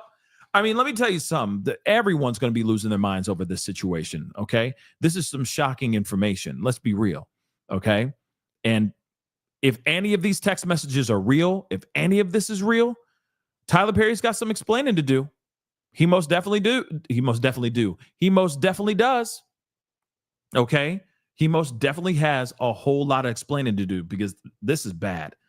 Okay? Hold on 1 second. Hold on. I'm checking something real quick. Uno momento, por favor. Hold on.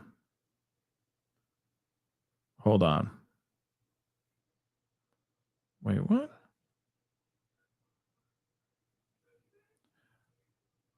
Oh, wow. Man, there's so many things going on all at the same damn time. Okay? So many things going on at the same time. Yeah, so these text messages are weird. Now, are they fake? I don't know. Okay? I don't know. I think that they're real. I think that they can be real. But as far as the allegations of him putting his hands on him and trying to get him to do things against his will, I mean, a lot of that is just he said, she said, or he said type stuff. Because a lot of these things happen when they're behind closed doors, etc. Blah, blah, blah. So I'm hoping that there is some more information or more proof, right? More damning evidence. Because you can sit here all day long saying that you're a victim of something, but you need to have that proof of the physical stuff, right? But that's the thing. It'll be up to the courts to decide at this point, right? But again, there should very well be a thing called Men Too. Hashtag Men Too. But again, what happened to Terry Crews when he came out and said, yeah, there was a talent manager that went up and just grabbed my hoop, just straight up just grabbed the hose out of nowhere, right? Right in front of my wife and everything, right? People made fun of him. Okay? Terry Crews. They destroyed him just because he said, yeah, this happens to men as well. But people like to make fun of it. Like, nah, men don't do that. And it's like, no, it does happen to men all the time. And now we're hearing it here. Just like we should be taking the other allegations from Diddy or any other woman that has ever come out saying, has come out with accusations. We do have to take it seriously. Just like this one, we got to take it seriously because he could very well be telling the truth. He could also be telling a lie because let's be real, we've been seeing a lot of liars out here. Let's keep that a bean. But at the same time, we should not be scoffing at this and averting our eyes from this solely because he's a male. That's ridiculous. And especially in this game, especially in the entertainment game, it happens way more than you think. Way more. It's just that guys don't talk about it because they don't want to seem weak. They don't want to emasculate themselves, etc. That's the same thing. Brendan Fraser said that too. He said he was S8 as well. Yes. And people just didn't even bat an eye to the situation. And Brendan Fraser just disappeared for a while. Okay. Until he came back with that movie, The Whale, and all that stuff. But other than that, like, no one was taking the dude seriously because of his allegations as well. It's sad. Just as much as women or, people rally behind women that say, okay, I was, attacked or hurt or whatever by a monster of a Hollywood executive or a name, we should be rallying behind the men that are stepping forward and being brave enough to say these things out loud as well. I mean, as long as the proof is there, and I say that for both women and men, as long as the proof is there, but that's what's so sad. With men, it's few and far between that we get these kinds of lawsuits, and maybe we're going to see a whole lot more lawsuits coming out. Okay, because you're telling me that the casting couch is only open and only subjected to women. You funny people. Whoever's thinking that, you funny. You got all your stuff, all your priorities completely out of whack. Okay, it happens to them all. Okay. Happens to them all. But let's continue on. So again, Tyler Perry continued to harass Dixon. Okay. So June 27th, 2020, defendant Perry texted Dixon that all he wanted for his birthday were biscuits and BJs. And of course, they're like referring to blowjobs and oral sex, just so you know. We already know what a BJ is, but why biscuits? Why biscuits? So he used to, okay. But that all Perry ever received were biscuits, insinuating a request for the top from Dixon. I'm sorry, I don't mean to laugh. But it's like that what did he say? All I want to do is kick ass and chew bubble gum. But I'm all out of bubble gum. Or something like that. You know what I mean? So he's like, all I want is biscuits and BJs, and I've already got my biscuits. Right, Dixon? You know what I mean? Have mercy. This text was followed by other messages calling Dixon cutie, and that Perry was, quote unquote, just thinking about Dixon. Despite these advances, Dixon continued to act professionally and continued to tell Perry that he was not sexual. I hate the whole he's not sexual. Like he's just not into him. He's not into men, maybe. Right? That seemed to be the only way of keeping Perry at bay while keeping his job. So he was like saying, I'm not in the mood, basically. I'm just not in the mood. I'm asexual. I'm just not into that kind of stuff, right? It's got to be, because like that doesn't make any sense that he's not actual. That doesn't make any sense. So in July of 2020, I mean, this is like month after month after month. Look, July, August, it just does not stop. So Perry remarked how much he loved the script for Dixon's television show called Losing It, and exclaimed that he wanted to shoot the pilot for it. So Perry would never really work toward the goal. He never did anything about it.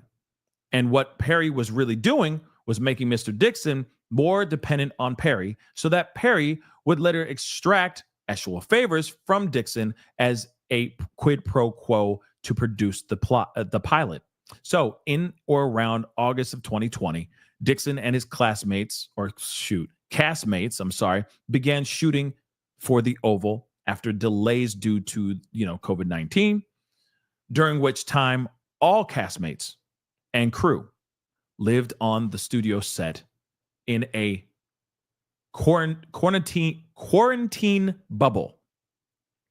Shortly after, Perry confided in Dixon that 2 cast members were pissing him off and that Perry swore that he knew, quote unquote, how to fix this ish, in bold or in caps. I'm sorry. That's interesting. Perry added that he loves killing off a mother lover in a show that no one expects, that he was going to, that he was, quote unquote, going to shoot them all. He was going to shoot them all shot. Okay. He was going to shoot them all shot and then kill them mofos characters, referring to killing off characters in the Oval played by actors who Perry wanted to retaliate against. Most importantly, Perry stated in one text message, I may need to shoot the shootout early, which Dixon understood to mean that unless the actors knew they were going to pass away, that their time on the show was over. They wouldn't change their ways. Perry was going to film the shootout early so that the actors would be more submissive to Perry's requests. Isn't that interesting? He's like, I don't like them at all. We're going to shoot this ahead of time, okay? So that for the rest of the season, they're kissing my ass. Because if they're kissing my ass, then I can, if they realize that their characters could be written off the next season, I already know that they're going to try to do everything they can to butter me up, be nice to me, and bend at my will. So I'm going to shoot them all. And then I'm going to see how they act throughout the rest of the season. And if they start acting the fool, bet that. Then I know exactly who's not coming back the next season. That's crazy. Okay? So he says there, but I swear to you, I know how to fix this ish. I love killing a mother lover off in a show that no one expects. Okay, so you should be sipping Mai Tais, counting coconuts right now. So then he says, think about the last episode. We already saw this, but they are all shot at. We don't know who lives exactly. I'm scared. They should be too. Nope, they're not, he says. Last I checked, we all got the same bullets in us. Laughy face. So then, moving on, he says, they're stupid to think that. So stupid. I'm gonna have to come to Jesus. I'm gonna have a come to Jesus moment with them. I think I'm going to shoot them all. I'm gonna shoot them all getting shot. That'll do it. They'd be like, wait, what? Right? I may need to shoot the shootout early, like Tuesday. Laughing emojis. Maybe okay that Beyonce song, or maybe okay that Beyonce song on loudspeaker for everyone. I don't know what that song is that he's showing right there. I can't make out what that says.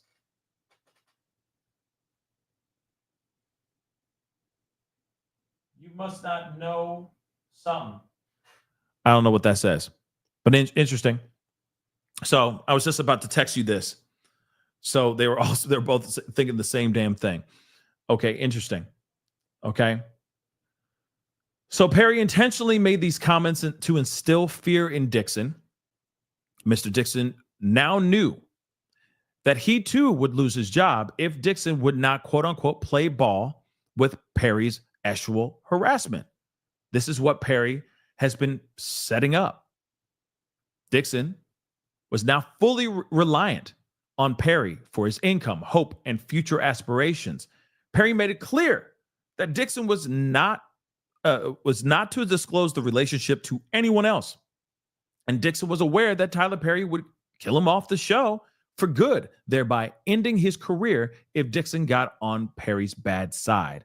To top it all off, Dixon already knew that his character was shot 4 times at the end of the season, but that the shots, quote unquote, might not be fatal.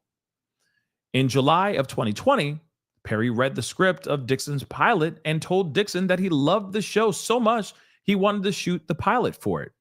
Dixon did not know that Perry never intended on shooting the show. Perry knew that he could use the motivation of shooting Mr. Dixon's show to get Dixon to do what Dixon had been resisting for many months, which was to give Perry the actual gratification that he so craved. Once the stage was set, Perry knew he could get away with actual harassment.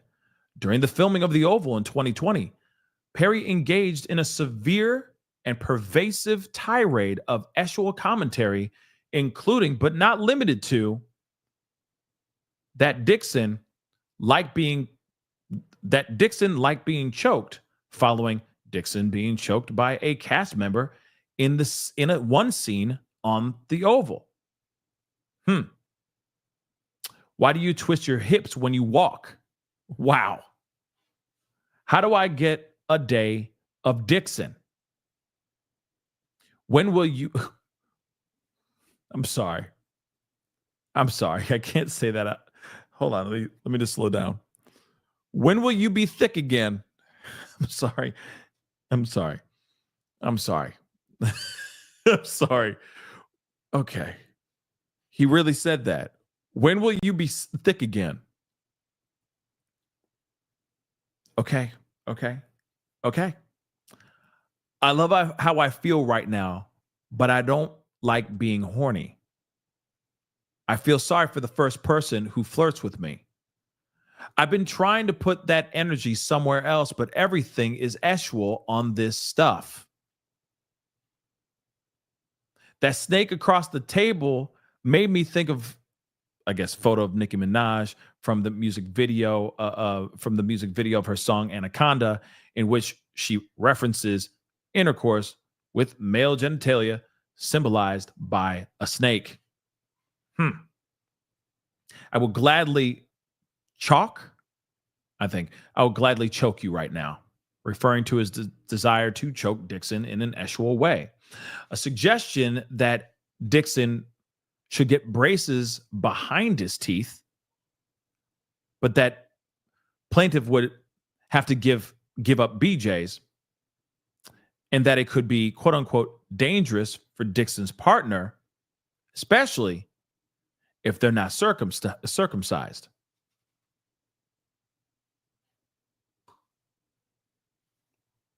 That's when you were thick, Derek, fun, Derek, drunk, Derek, before COVID, Derek. I miss him. Just without a butt. And thick Derek would have worked them pants out.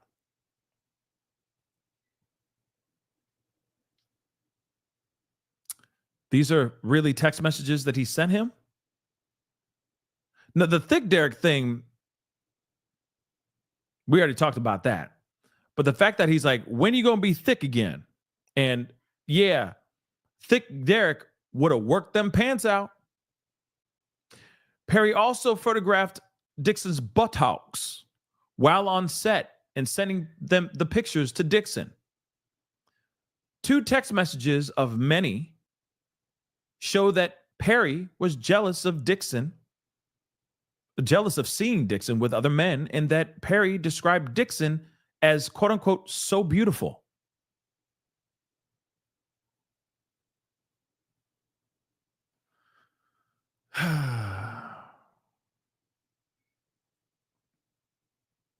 So we already saw that part. Thick Derek, right? Get that Chipotle. Ha ha ha. Can you tell from that photo? No, I can't. Only from your jeans. Okay. Ha ha ha. That's how I'm measured too. If I'm not filling them out, I'm not working hard enough. Right. To make men swoon. It looks like that's what it says right there. To make men swoon. Okay. In your mind, soon. To make men make men swoon. That's what it looks like. It says there. Well, it's not this person. Oh, this is the other part that we already read here too. Okay, therapy is helping. No, not that person. LOL. Just saying. LOL. I feel sorry for the person that chose that you chose. So I don't even take an aspirin from someone anymore. Ha ha ha. I would cry if that wasn't so funny. Why? What I mean by that is that you're so beautiful. When you finally are able to unlock your mind, you're going to make that person crazy. He keeps saying, when you unlock your mind, when you take that block, you remove the block from your mind, you know what I mean? You're going to find happiness. So he's clearly trying to sell to him like, no, you gay, bro. Like you gay. Okay. You into men. I can see it. Stop denying it. You know for a fact you into mans. Quit denying it, man. Remove that block from your mind, man, and be free. Run free with me. Right? This is crazy. The series of comments and other unwanted SUED references made Dixon highly uncomfortable. Dixon was caught in a bind. He could not complain to anyone in HR. See, that's what I was going to say. Where's the HR? He had nowhere to turn for relief from the SUED harassment, and he knew that if he did not endure it, he would be killed off from the Oval. Dixon was unaware whether to joke back or rebuff Perry's SUED harassment, so he endured it, knowing that his job was on the line if he did not engage. Perry would also share intimate details of his own life with Dixon. Good Lord. Among other things, Perry would tell Dixon that he had not had good hibbity-dibbity since he became rich, and that there were certain times where he had not been touched in months. So, wow. That is pretty crazy. So, okay, right, and we just had a heaping dose of it, and now it's back to nothing. It's really weird. So, I didn't have any contact. What are you talking about? I haven't been touched in months. Oh, you mean touching? I thought you meant being around people. And then he says, Jacob. I don't know what Jacob is. Okay. So anyway, I love that you only say that when I'm being stupid. LOL. I guess the Jacob's dumbass version of me. Okay. I don't know what Jacob is, but anyway, not dumbass, but blonde. Interesting. Who's Jacob? So on the second to last day of shooting for the Oval, Dixon filmed the episode where his character was shot 4 times, indicating a seeming end to his role on the show and his termination from the job. It was previously following this day of filming when Tyler Perry knew that Dixon's character's fate would be decided that Perry invited Dixon to his trailer for drinks. So the same day where he was making the decision, do I keep him in the show? Do I not keep him on the show? He's like, come on over. Let's have some drinks, buddy. Thick Derek. Anyway, so Derek knew that refusing meant the end of his career, so he accepted. It was there on that very same day that Perry dialed up the harassment to a whole new level. Tyler Perry asked Dixon point blank, are you attracted to me? And demanded that Dixon answer. Plaintiff Dixon reiterated the same way he did after the first attack by skirting the question. Dixon told Perry that Dixon, quote unquote, wasn't that sexual or looking for anything. Perry's incessant probing did not stop. Perry continued to talk about how good looking and sexy Dixon was, and that Dixon was wasting his looks by not being free and having relations.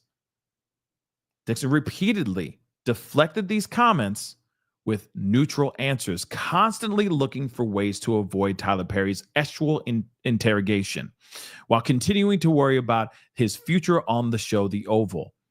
Mr. Perry was testing how far he could go with Dixon. After enduring the harassment and doing the best he could to dodge this situation, Dixon got up and the two exchanged goodbyes. As Dixon was leaving Perry's trailer, Perry got up and pinned Dixon against the wall. Perry began aggressively groping his buttocks in a sexual motion. TP began reaching down towards Dixon's rear end and then grabbed his rear end in a strong and sexual manner that could not have been a mere accident. Yeah, you don't accidentally go, oops, there's your butt. You know what I mean? Like that's not possible. Moving on, Dixon stood frozen in horror and could not reciprocate or fight back. So frozen shock phase. Interesting. So all Dixon could do was let his body go cold and limp. Seeing that Dixon had no desire in Perry, Perry told Dixon that he was drunk and asked Dixon to leave the trailer. Yikes. As soon as Dixon left the trailer following this violent attack, Dixon became severely nauseous and extremely anxious about his job, career, and livelihood. Dixon felt trapped within the confines of the studio's quarantine bubble. There was still another shoot the next day. Dixon called his friend Justin Bryant on the phone and told him everything that happened and was unaware of any HR representatives to whom he could report this attack.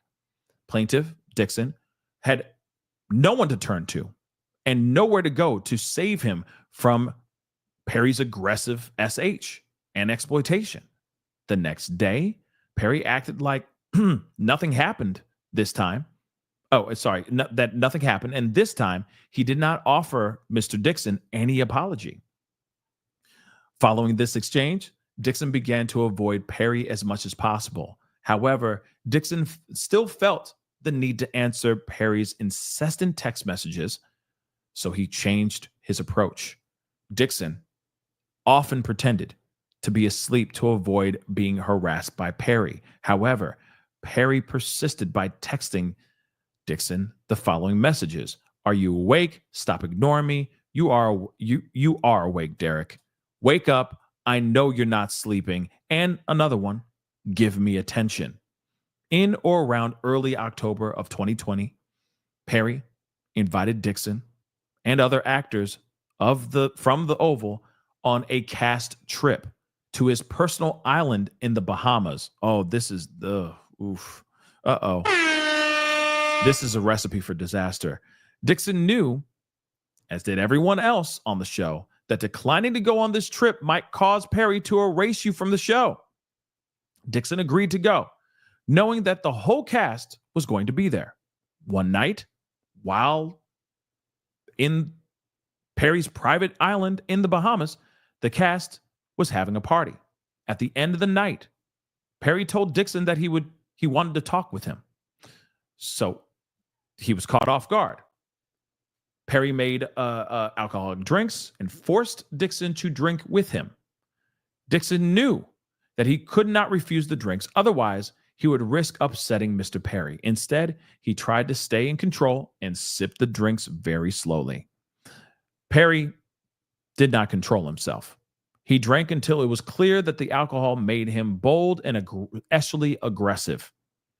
Perry told Dixon that he wanted a relationship with someone who could be emotionally and sexually available to him, but would also be permissive of Perry to, having his own relationship with someone else. Perry said he could see himself having that type of relationship with Dixon. Perry insisted that Dixon needed to be with someone rich because Dixon liked nice things. Perry told Dixon that he was watching all the cast as they laid out on the sun and with tanning oil. Perry continued raving about how seeing Dixon greased up like that was driving him crazy. Tyler Perry said he would have burnt the whole island down if one of the other actors or anyone else from the group had touched Dixon that night. That is nuts. At that point, jealous rage, right?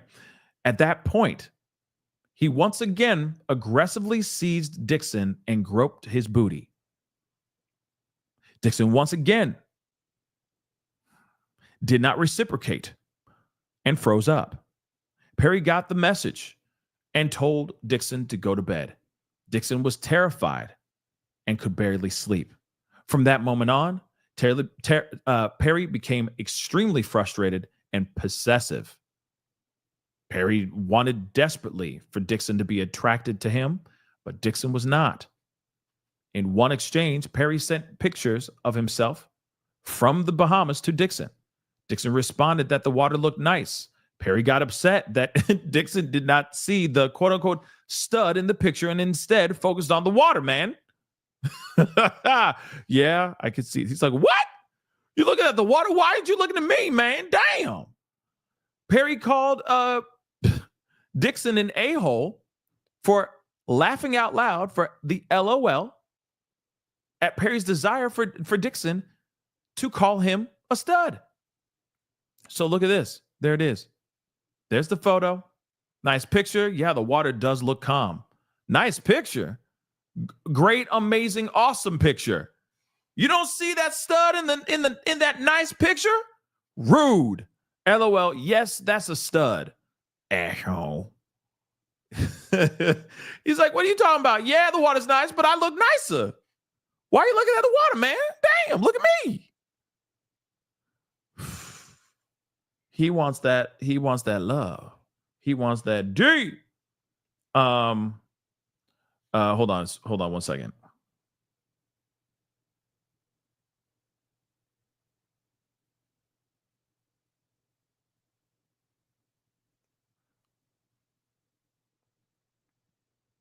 He's upset. He's in his fifis.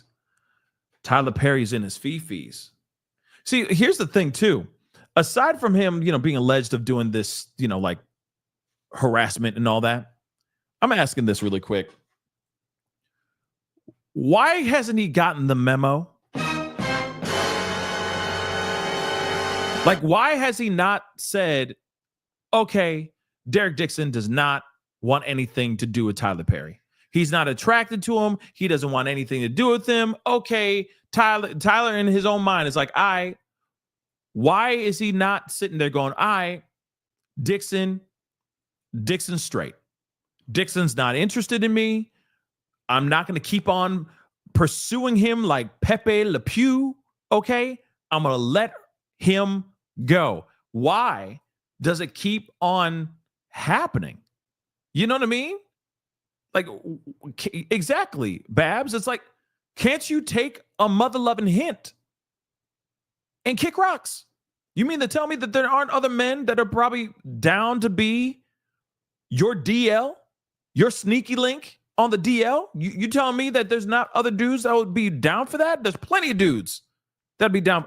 Or you want to just take care of me and I can live very well and happy and kept while you get to go and smash other people and I get to smash other people? And then we just get back together and we just smash, but you are handling all my bills and taking care of me? There's plenty of dudes out there that would sit there and say yes. So why is he so obsessed with this whole Derek Dixon guy? What's the big deal? If he turned him down, move the F on. But he keeps on going back at him, right? He keeps on trying over and over and over again. It's dumb. And this is a very smart individual. He's a very talented dude. I know some people be like, I don't know how talented Tyler Perry really is, but he is talented. Okay? And he's very successful. You mean to tell me that there's not other people that would drop and stop at nothing to be looked at like this? Like I said, it just doesn't make any sense. It just doesn't make any sense. But these text messages say a lot. These text messages show something else, baby. Okay? But you know what? Hold on. We're on what? 24? Let me just look at something really quick. Let me look at these other text messages really, really quick. I mean, some might look at this and go, these text messages.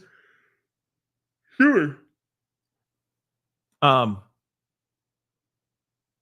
it's not like he's going to Tyler and being like, you know, like when he's saying, thick Derek, get that, you better go get that Chipotle, thick Derek. It's not like he's going like, the hell you saying thick Derek for? Hell's wrong with you? He's like, haha, yeah, you can tell from that photo? For real? You know what I mean? For real? You can tell from the photo? Okay. You know, ha ha ha, that's how I measure too. If I'm not filling them out, I'm not working hard enough, right?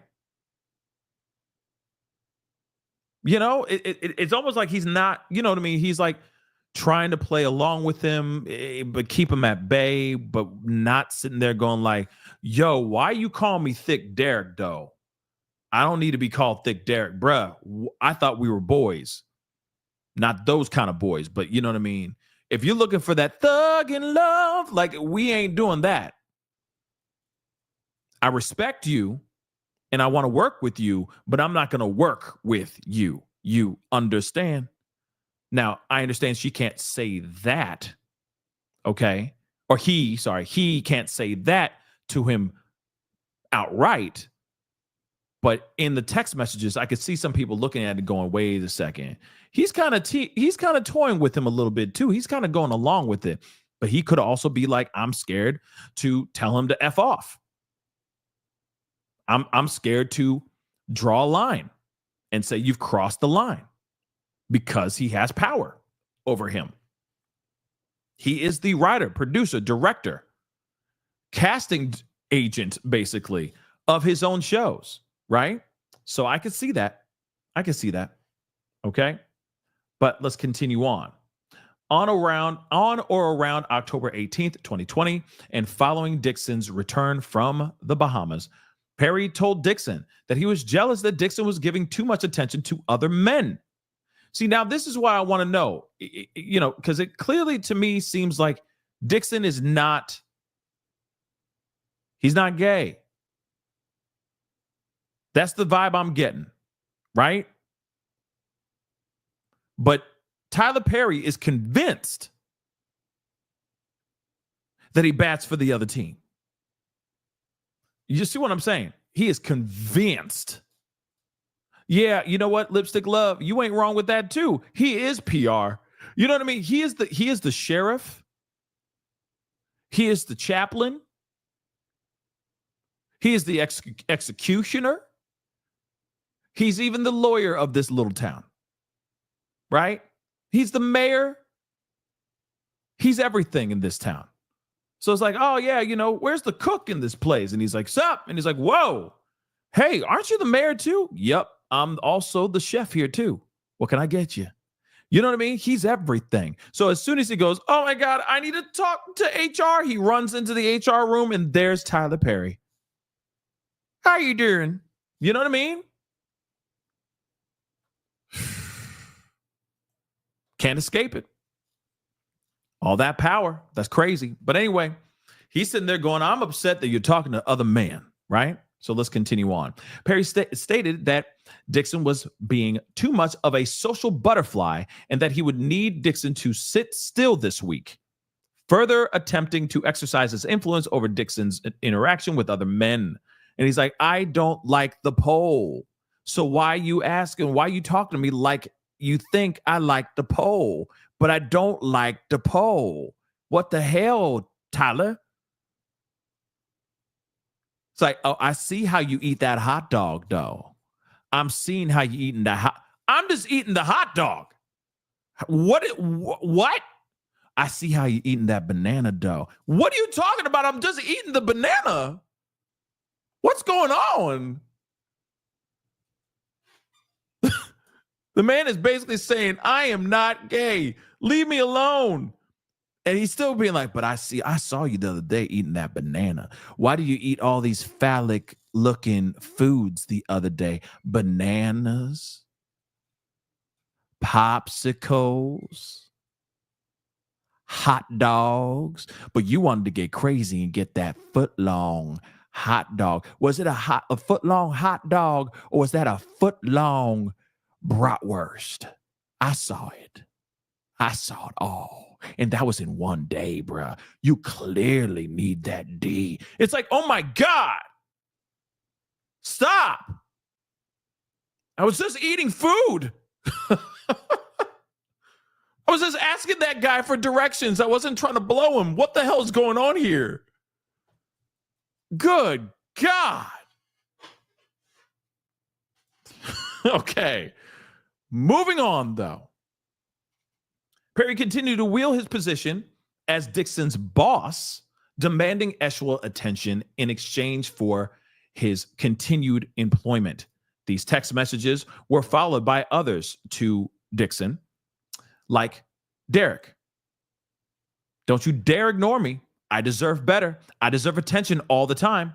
Dixon, out of fear for the unknown future of his career, continued to give Perry the social attention he demanded, even though Dixon would constantly get SH'd.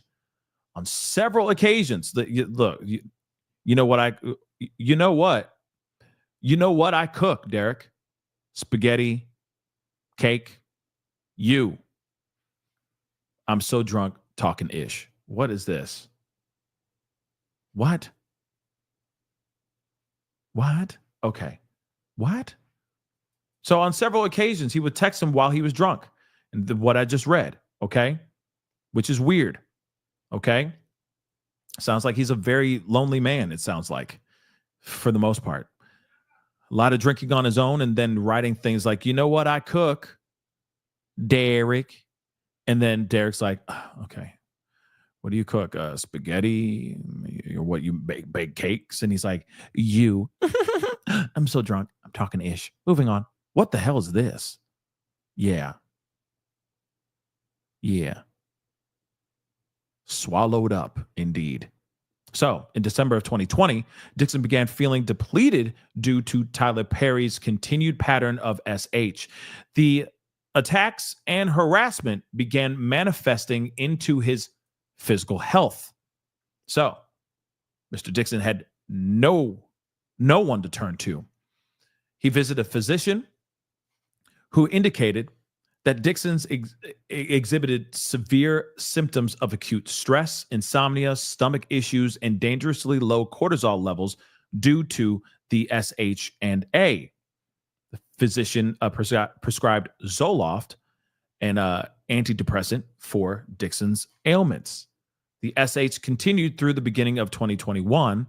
Perry continued sending unsolicited photos of Dixon's body on the set of The Oval, with comments such as, "Oh my God, look at, I think it's Thick Derek. Okay, look at Thick Derek, thick. No, the weight difference. I can see it. Thick Derek. Okay, good. What? Nope, I can't deal with Thick Derek. LOL. What's it going to take for you to have guiltless sex? Have you found that yet in therapy? What's your waist? I'm so glad Thick Derek is back. Is with us. Huh? Okay. Breakout in ass and thighs.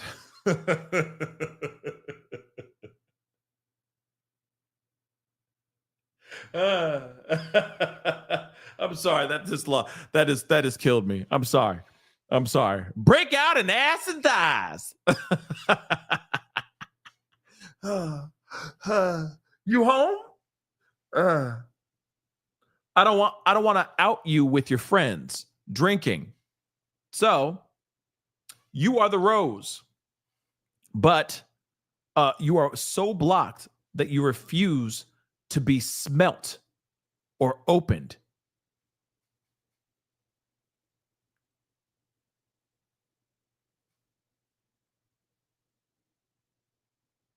I think he's trying to.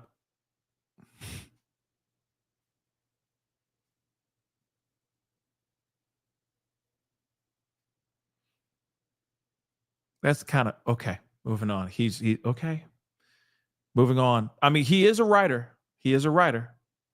You are the rose, but you are so blocked that you refuse to be smelt or opened. Okay.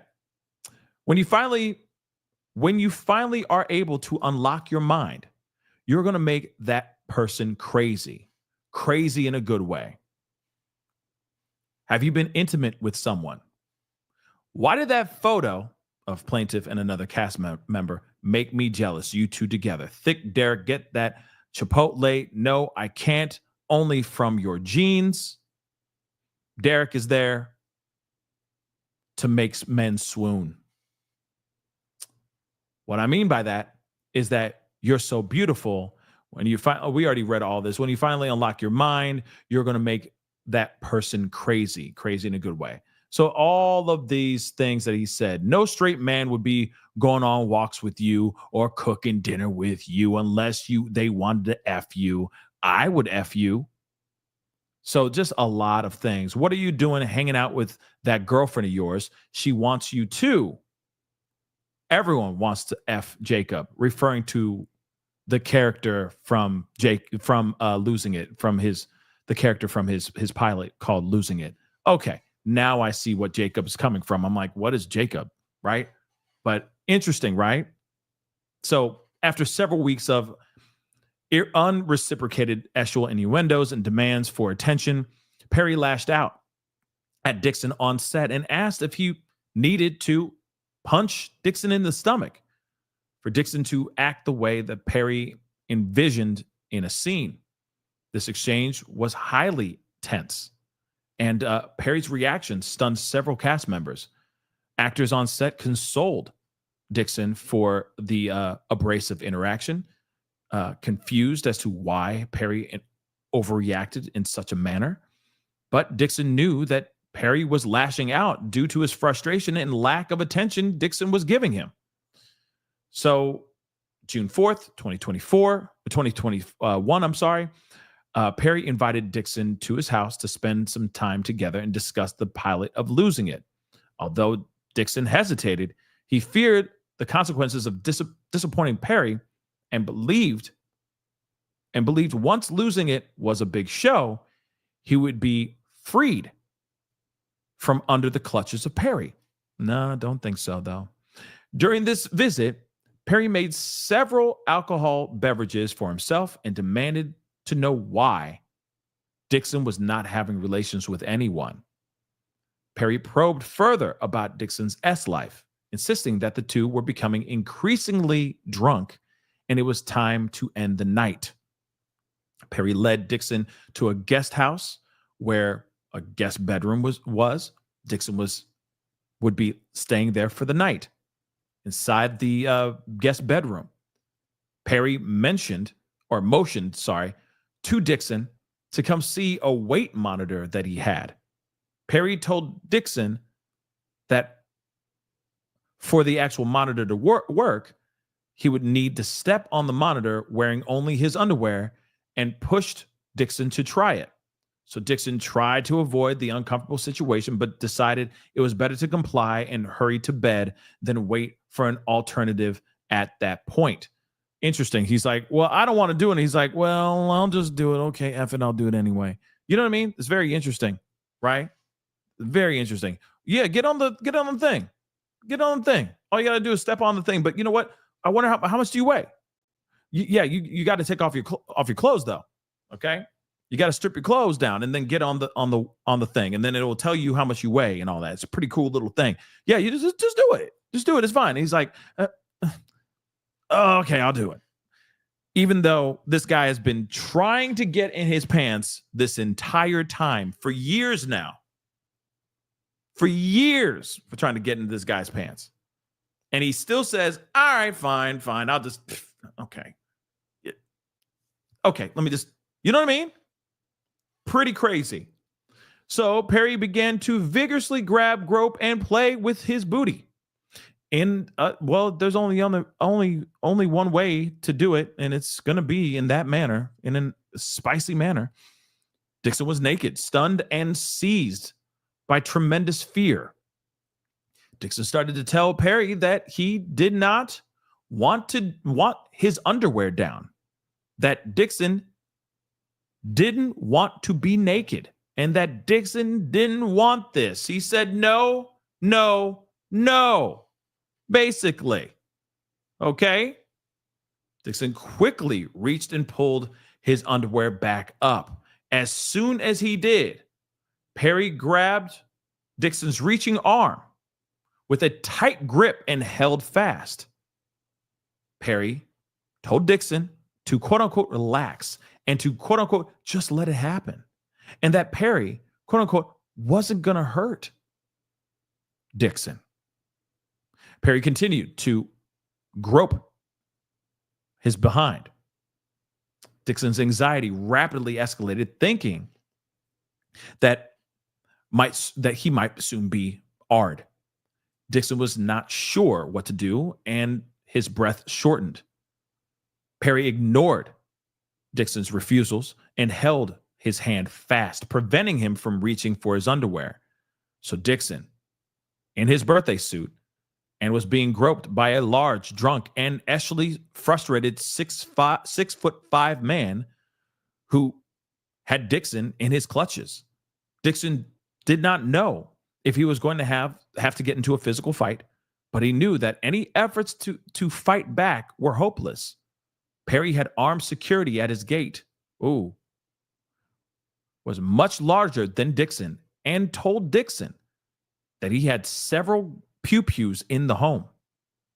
Dixon was desperate for a way out and remarked that he couldn't do anything actual because he was so hungry, attempting to change the conversation. Dixon asked, is there any food up there? Is there any food up here? Which prompted Perry to withdraw and order a pizza. So he's sitting there holding him like this, and he's like, come on, man, come on. And he's like, I'm really hungry.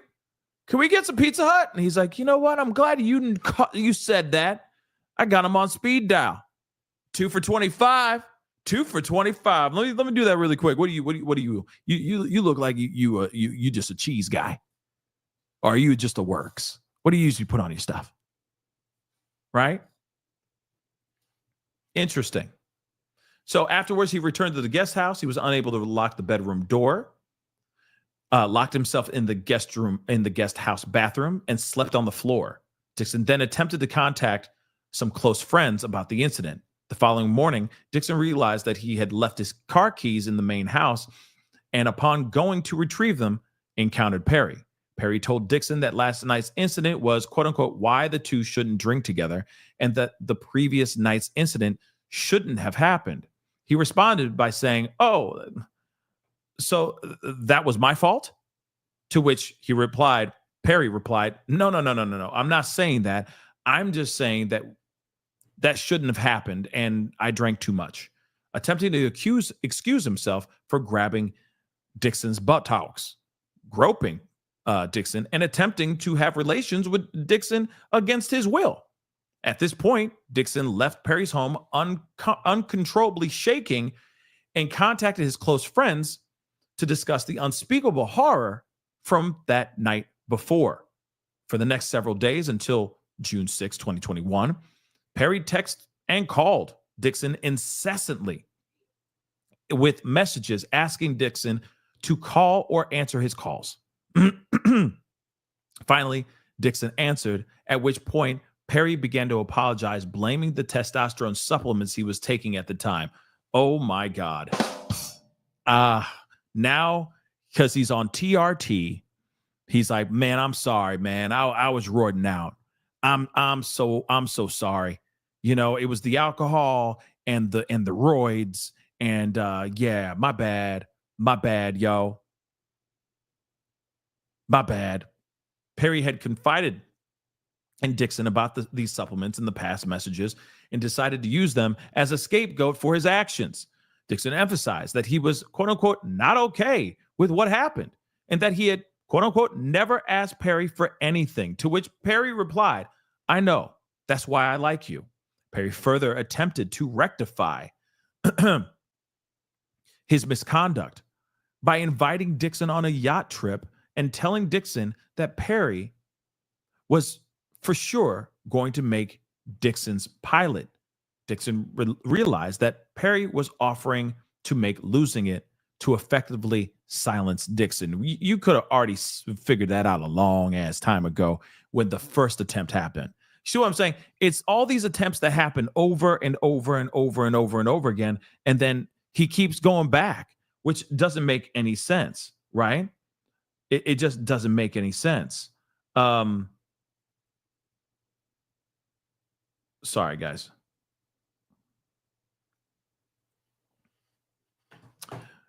It just, you know what I mean? Over and over and over and over again. I mean, you'd think he would stop going over there. And I get it. The feeling of being trapped, the feeling of that obligation to be there, to consistently be in this, to keep up with appearances for him, by showing up and all that, so that he can continue his career and all that.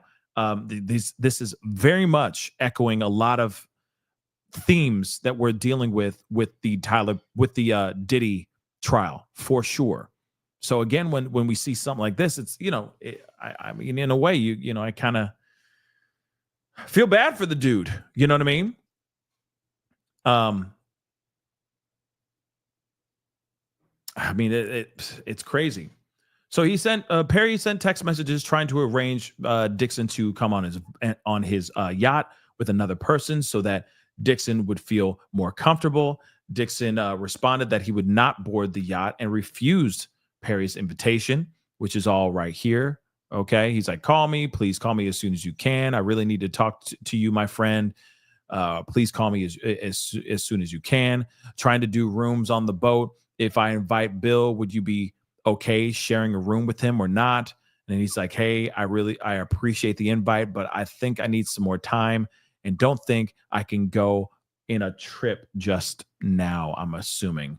But still, these are very damning text messages. You know what I mean? These are very damning text messages for sure. So after he refused to go on the yacht, Perry did not text Dixon for 5 whole months, Sensing that Dixon was upset, Perry called Dixon once to update him that Perry was looking for a director for the pilot. During this 5-month period, Dixon was regularly in therapy. He suffered from severe depression, anxiety, stomach pains, and nausea, resulting in a new prescription for another antidepressant.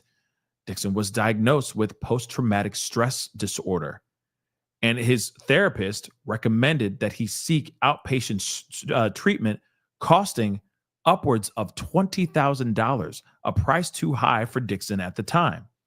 During that time, Dixon began speaking with people about the SA and was assessing his rights.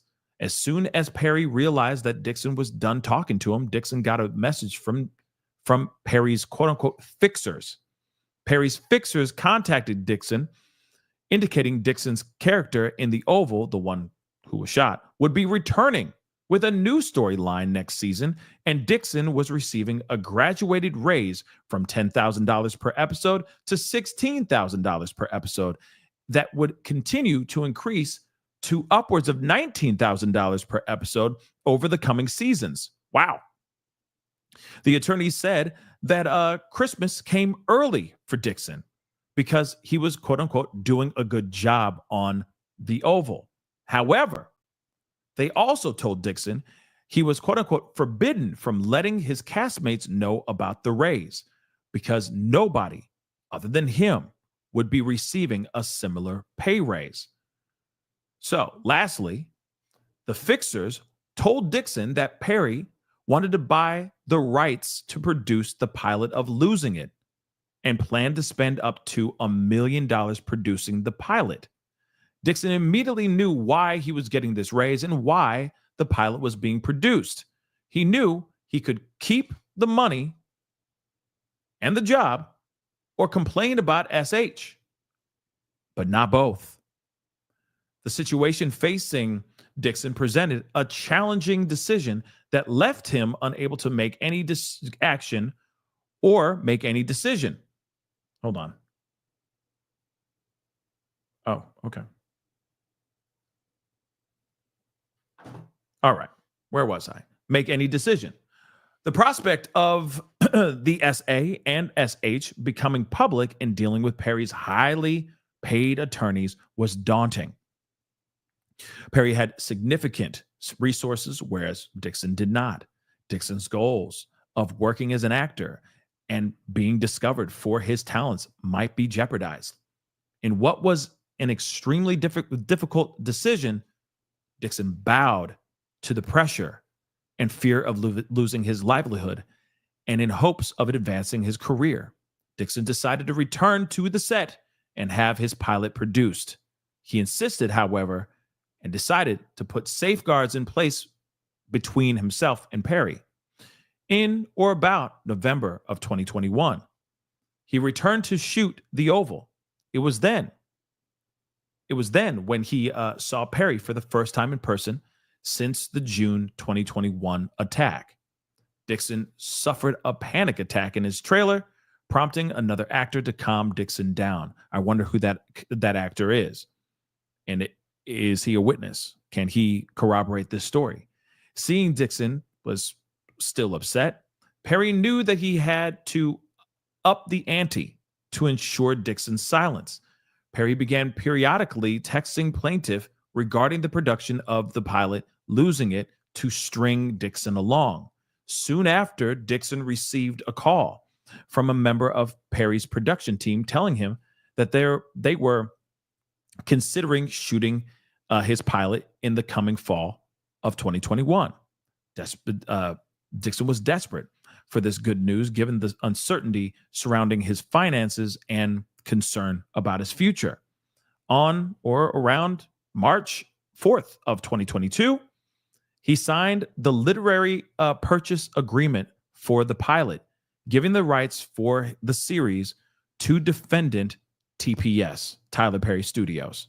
Dixon was unaware of Tyler Perry Studios' pre-existing television contracts with Viacom CBS, known as Paramount Global, which would later prevent the sale of Dixon's show to any media outlets or streaming services for 2 whole years.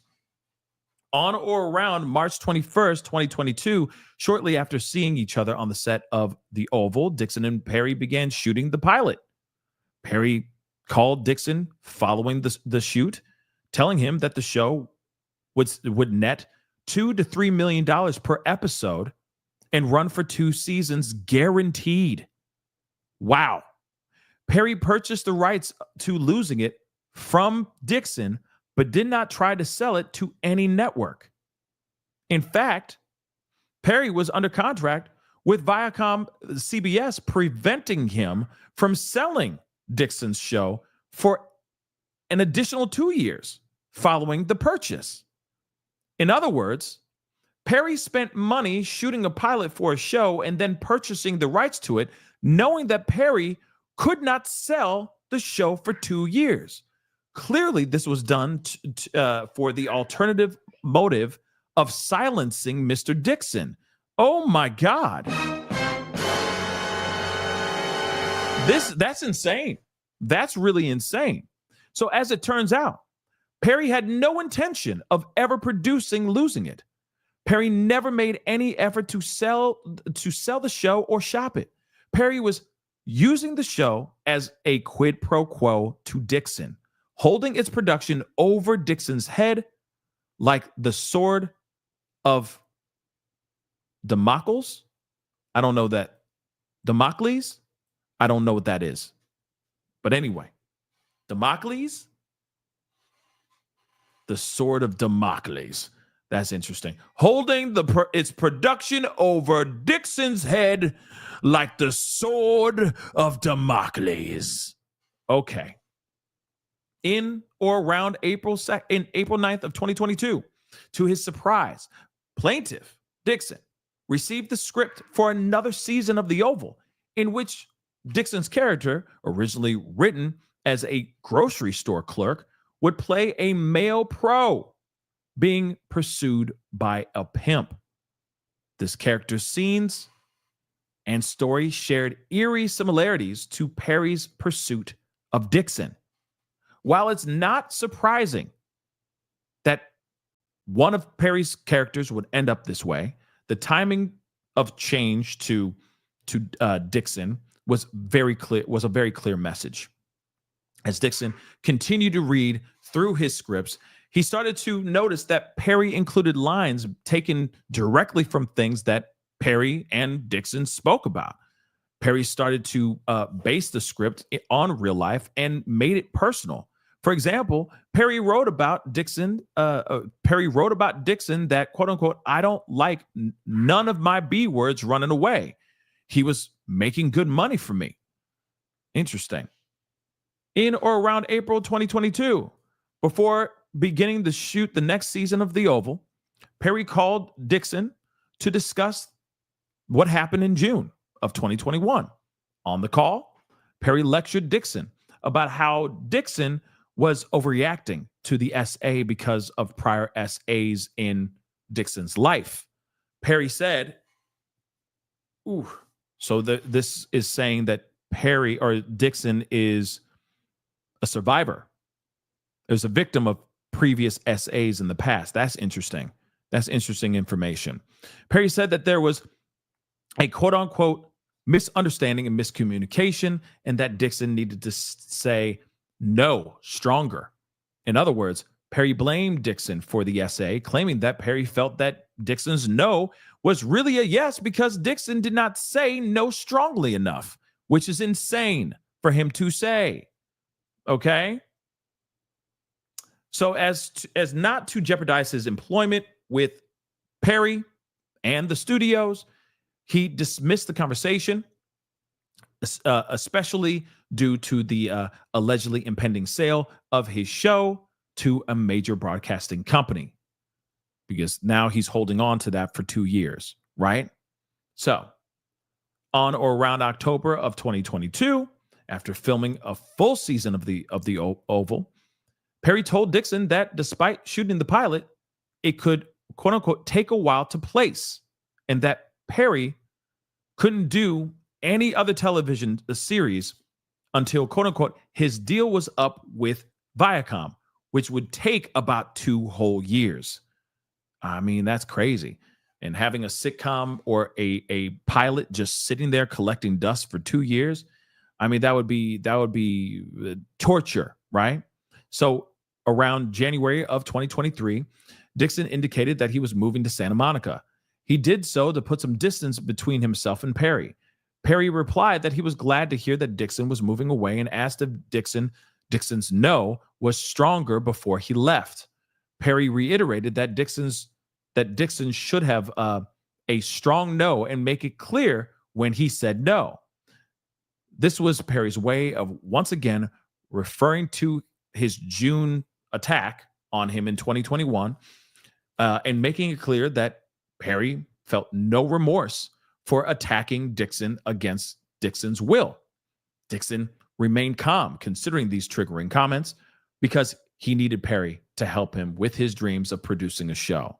And because Dixon was still a regular actor on the Oval. Even after Dixon moved to California, the quid pro quo harassment and attempts to cover up the SA by promising a show continued. He would call Dixon, who felt obligated to pick up his phone calls and respond to text messages. These conversations would often start about work and the men's business relationship, and then transition to further conversations about his S life, about Dixon's S life, adding to Dixon's trauma and forcing him to relive the SA. Perry continued to envelop Dixon in this feeling of reliance and justify the SA that had happened. What is going on?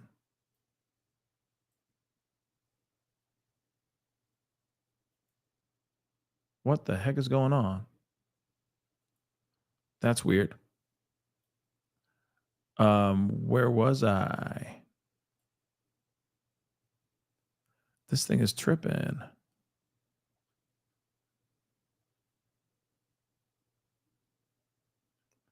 Let's see.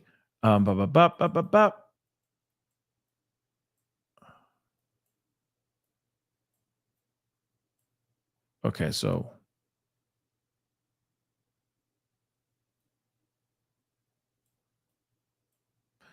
oh, snap. We just heard Key's name in there. I just saw it.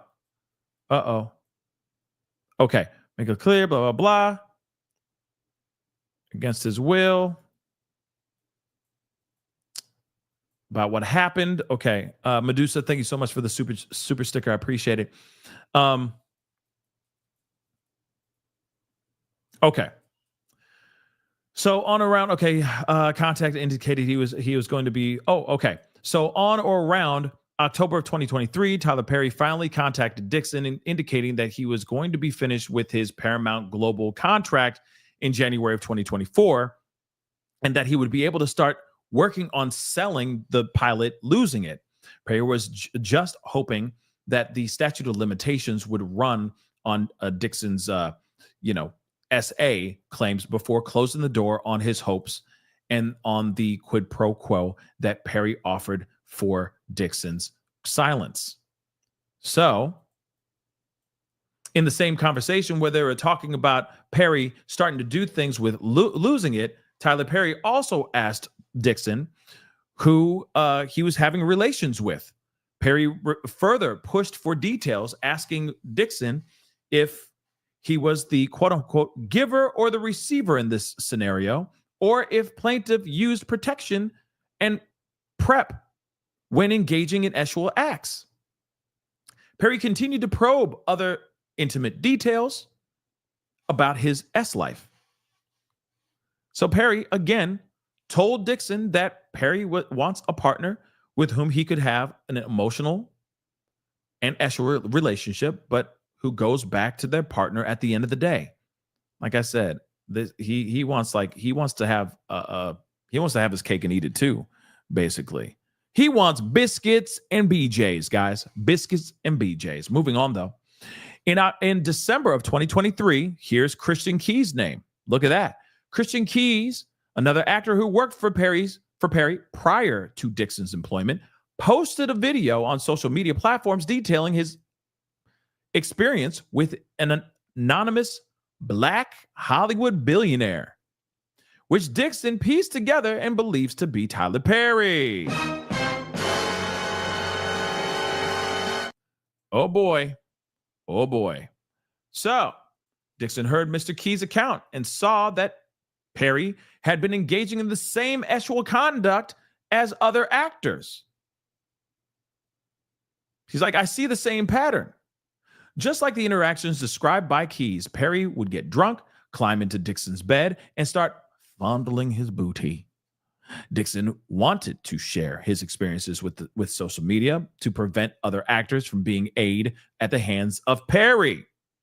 Around that time, Perry called Dixon, indicating that he, quote unquote, really wanted to find a home for Dixon's television show, again perpetuating the quid pro quo after the SA to keep him and his claims at bay.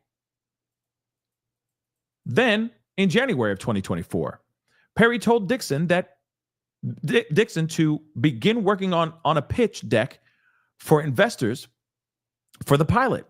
Despite having 8 episodes written, Perry only produced 1, claiming that the president of his company, Michelle SUED, conveniently misplaced the $1 million that were going to be used for the show. How could you conveniently miss or misplace $1 million? That doesn't make any sense. That's weird.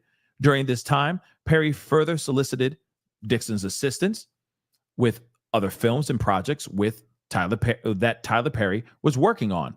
Once again, Dixon was in a position where he could not say no. So he worked on other projects with Tyler Perry. That's insane.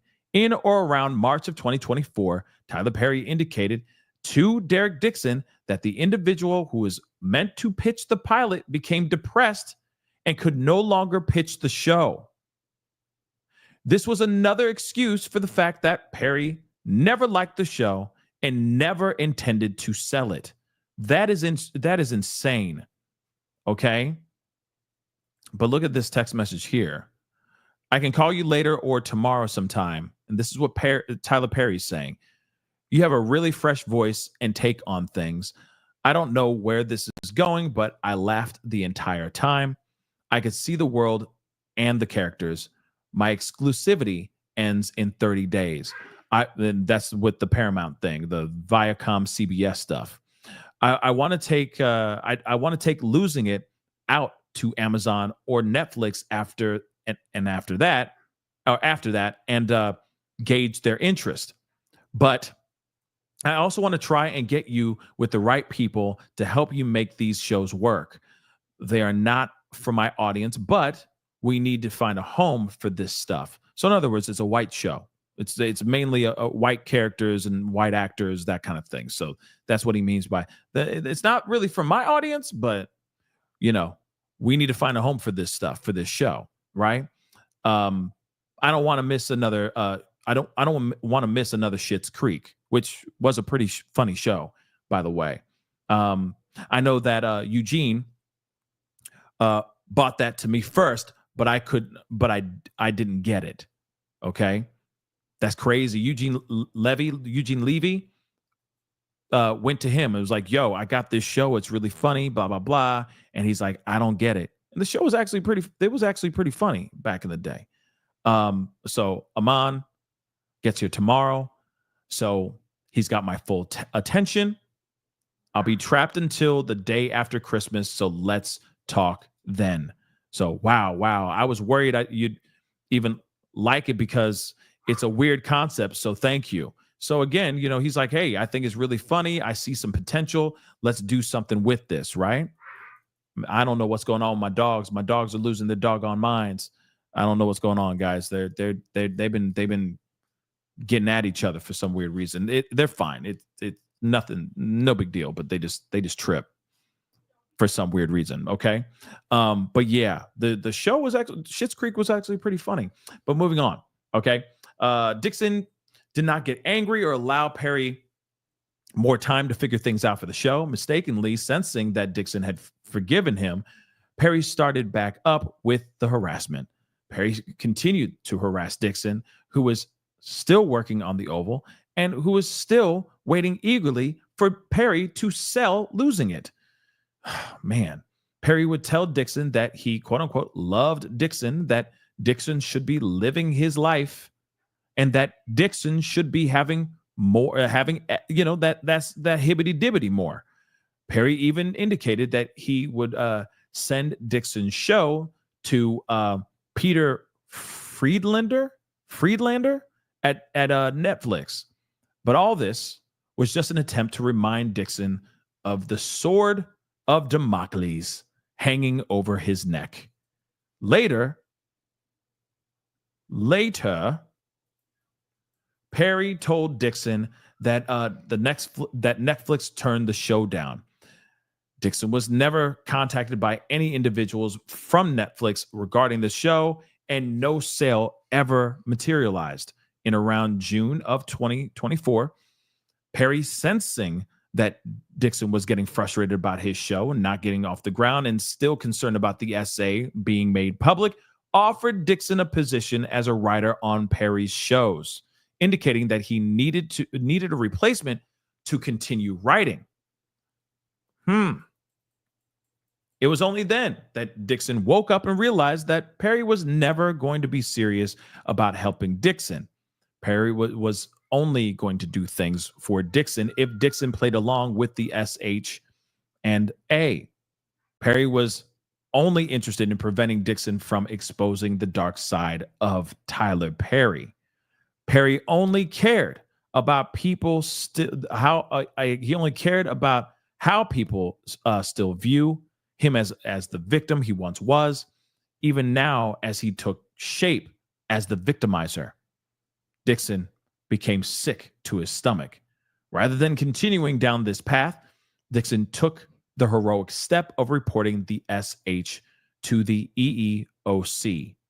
So after reporting the SH, defendant did not make any investigation into the complaint and did not take any steps to prevent further harassment from occurring.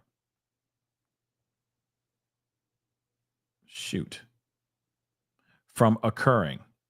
So because defendants took no action to prevent further or harassment, Dixon had to quit his job working on the last season of The Oval. Dixon did so. Even though he was under contract to finish filming, he stood to make about $400,000. Dixon did not want to be sexually harassed or be placed in danger of SA again. Defendant then retaliated against Dixon. Defendant told Dixon if he quit and told the other actors why he quit, he would be in breach of contract. Defendants told Dixon that the only way out was to portray his departure from the show as a medical leave due to emotional distress caused by SH. The leave of absence was to be paid medical leave. Instead, defendant made the leave of absence unpaid and therefore terminated plaintiff's employment, causing Dixon additional loss of income and insult. Now, this is crazy. All right. This is some thick. This is a thick lawsuit. Okay. This is thickums. Thick Derek. Okay. Thick Derek indeed. Okay. This is a very, very interesting thing. Now, these allegations, again, Medusa, thank you so much for the love. I really do appreciate it. Thank you. This is some crazy stuff. I'm going to be real because these allegations are serious. I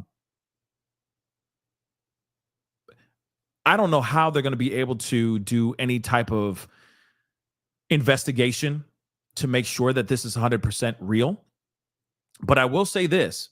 If those text messages are not fabricated, okay? If these text messages are not fabricated, Tyler Perry has a lot of explaining to do. He's got a whole lot of explaining to do. He's in some serious trouble. I'm going to keep it a bean. He is in some serious trouble, because if this is coming out, wait for Christian Keys. Wait for his lawsuit. And here's the other thing too. There's going to be, because this could literally be the Cassie for the downfall of Tyler Perry. Hear me out. Cassie put out her lawsuit, right? And it turned into a tidal wave of lawsuits. What if this is the start of it all for Tyler Perry? Now, I don't wish any ill will on Tyler Perry. He didn't do anything to me, okay? He makes movies, okay? Some movies are trash and some movies are good, right? There's some movies I'm like, damn, that was a good movie, right? Like Straw. I'll say it. Straw was so bad it was good. Yes, I said it. Straw was so bad it was good. And then there's a twist at the end. There's a plot twist that you're like, what? And that throws you off. But other than that, it was so bad it was good, right? So again, there are some movies that I appreciate and that I like, and I think that he does a good job with them. But then there's other movies that I'm like, why did you make that? Why did you spend all that money? That was a waste of time. That was a waste of time, right? He's got those movies as well. And TV shows, okay? But nonetheless, he is doing something in the culture that's really amazing. Now, we need more than just Tyler Perry out there, right? We need more storytellers out there doing what Tyler Perry does, right? And I hope at some point that happens, right? But here's the thing. These allegations are very bad. And if they are true, he's got some serious problems laid ahead for him. And when it comes to, when I said it's like the Cassie lawsuit, I'm not saying it's exactly like the Cassie lawsuit. Obviously, they didn't do freak offs or anything, right? But he really was trying to get a boy toy. He literally was trying to get a boy toy. I said it. He was literally trying to get a boy toy. He wanted somebody who was willing to be there at his beck and call whenever he wanted to get sucked off or whenever he wanted to grab himself a little booty. That's literally all it is. He's like, I'm a busy man. I'm busy writing. I'm busy producing. I'm busy directing all these shows. I'm busy telling what to tell people what to do, what not to do, etc. But what I do need is somebody who can just be a warm body that I could just have fun with, etc. Right? And yes, I know we got Ryan Coogler and Jordan Peele, but I'm saying there needs to be more. Do you know how many more? Do you know how many white directors are out there? There's so many, and they're all telling stories of all kinds. So that's all I'm saying. Like we need more, right? Telling different stories, kind of like what Ryan Coogler and Jordan Peele are doing, right? They're telling different stories and they're doing it in their own way. And I think that's phenomenal. I think that's fantastic, right? So hopefully, the realm starts to open up a little bit more and they bring in other talented storytellers. But as I was saying, as far as Cassie's lawsuit, she put out that lawsuit and it opened a tidal wave. It blew out the dam, okay? It literally blew out the dam. And so for me, just got overheated. It blew out the dam, guys. And so for me, I'm very interested to see what's going to happen afterwards. Okay? I'm very interested to see what's going to happen afterwards. Okay? I'm still here, guys. I'm still here. Okay? But I am curious, okay, about what's going to happen. Because this opens up, this is like the crack in the dam. And then there's going to be somebody else like Christian Keys. Now everyone should be looking over at Christian Keys and going, sup? So are you going to say it now? Are you going to speak out now? Now everybody's going to be waiting for that, right? And then as soon as he does it, there's going to be another actor or another, hopeful that's going to speak out. And then it's going to be a tidal wave of people. You got to remember, Tyler Perry has been in the game for decades, y'all. This isn't like he just started shooting movies and just started Tyler Perry Studios. He's been in this for a minute. So just like Diddy, he could be seeing a treasure trove of lawsuits coming his way. But all of them are going to be men. That's the only difference. They're all going to be men. Wait for it. Because you got to remember, some of these people are going to literally say, yeah, he used the casting couch on me. He made a move. He could literally be the Black Harry Weinstein. Black Harvey Weinstein, I meant. And that's not good. That's not good at all. Look at all the men that are on his shows. Okay? Some of them, they look like they came from a strip club. Okay? Some look like they'd be called in for some of Diddy's freak-off parties. Real talk. You go, where did you get these dudes? Where did you find these mother lovers? Real talk. And we already know about Atlanta. We already know it's the down low city capital of the freaking world. Yes, I said it. Okay, there are more people sharing all kinds of strange, wild gifts. A lot of people getting burned over there. Okay, because there's a lot of people out here running amok. A lot of DLs down low. Okay, it's bad. So again, when you see stuff like this, it just makes you wonder how many more other people are going to step forward and expose, because it's coming. You hear this? Now everybody's flooding, probably running to Christian Key's Instagram right now just to see if he's going to say anything. And he probably will. He most likely will. And it's going to be interesting because then this will give him the opportunity to finally say, yep, you guys were right. Yes, it's TP. There it is. Or maybe it's not. But these allegations are serious. He has receipts, guys. This dude got receipts. And that is bad news bears for Tyler Perry. And what's interesting, too, is it sucks because all these guys who are so inspirational, so motivational, they're all getting exposed in such a fashion that I'm like, man, you know what I mean? We're looking at these guys as heroes. We're looking at these guys as heroes. And now,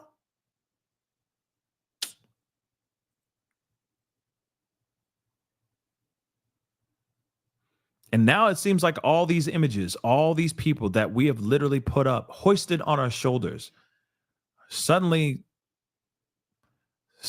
getting exposed in a terrible, terrible way. But like I said, we're going to see what we're going to see. We're going to see what happens here. Okay? We are definitely going to see what happens here. And it ain't over yet. Because you never know. This could be a full-on fabrication. It literally could be. It could very well be a full-on fabrication. So let's just see what happens. Okay? And I want to see if he's going to speak out, if Tyler Perry is going to make a statement, because he definitely does need to, and not a statement from his lawyers, like hiding from his lawyers. Like he needs to make a statement himself. In fact, let me just see something. Before we wrap up the show, let me just see. What is going on?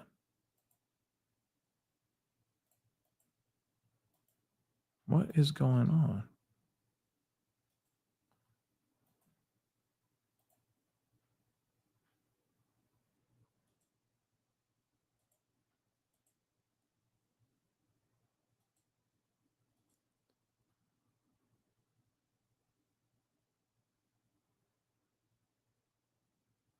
Let's see. Blah, blah, blah. Nope.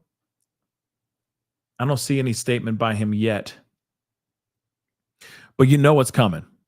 You know what's coming. So this is some wild stuff, y'all. Wild, wild stuff. But get ready.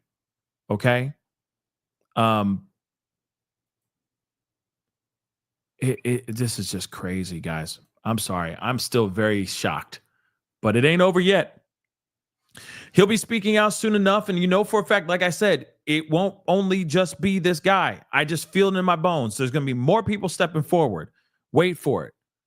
Wait for it. And then it's going to be absolutely crazy. Okay? But, guys, that is the show. Thank you so much for being here. It means a lot. That was a struggle getting through that one. I'm sorry. I'm just really tired. So please forgive me. It's been a long couple weeks, and I think it's all just it's all beating me up right now, okay? But we'll be back on tomorrow morning, okay, to talk about everything. So be sure to tune in, okay? Jeez Louise. Be sure to hit that like button down below, please, and thank you. All right? Hit that reaction button if you're watching on other platforms. Make sure if you are watching on those other platforms that you hit that like button or that follow button, whatever they ask for you to do, so you're connected to those channels, to those platforms. Make sure you're subscribed here on my main channel, okay? Go to my second channel, The Pascal Show Clips. Make sure you're subscribed over there as well. I got a video that's pinned to the top of the chat right now. Go over there, check it out. That'd be greatly appreciated. All right. And then, of course, hit that join button down below. Become a member. Check out my Patreon. Check out my locals. And, of course, check out pascalmerch.com. Okay, guys? Anyway, if there's anything popping off, you know, I'll be on talking to you guys about it. But if not, I will see you guys tomorrow morning. We got more Diddy conversation to have, and we got Brandon Hall on the stand tomorrow, his mule. So I'll be on there tomorrow morning with you guys, bright-eyed and bushy-tailed, okay? Anyway, guys, it's time to get going. Much love to you guys. Have a great rest of your night. We'll be talking soon. Be good to yourselves. Be good to one another. This is The Pascal Show. Bye.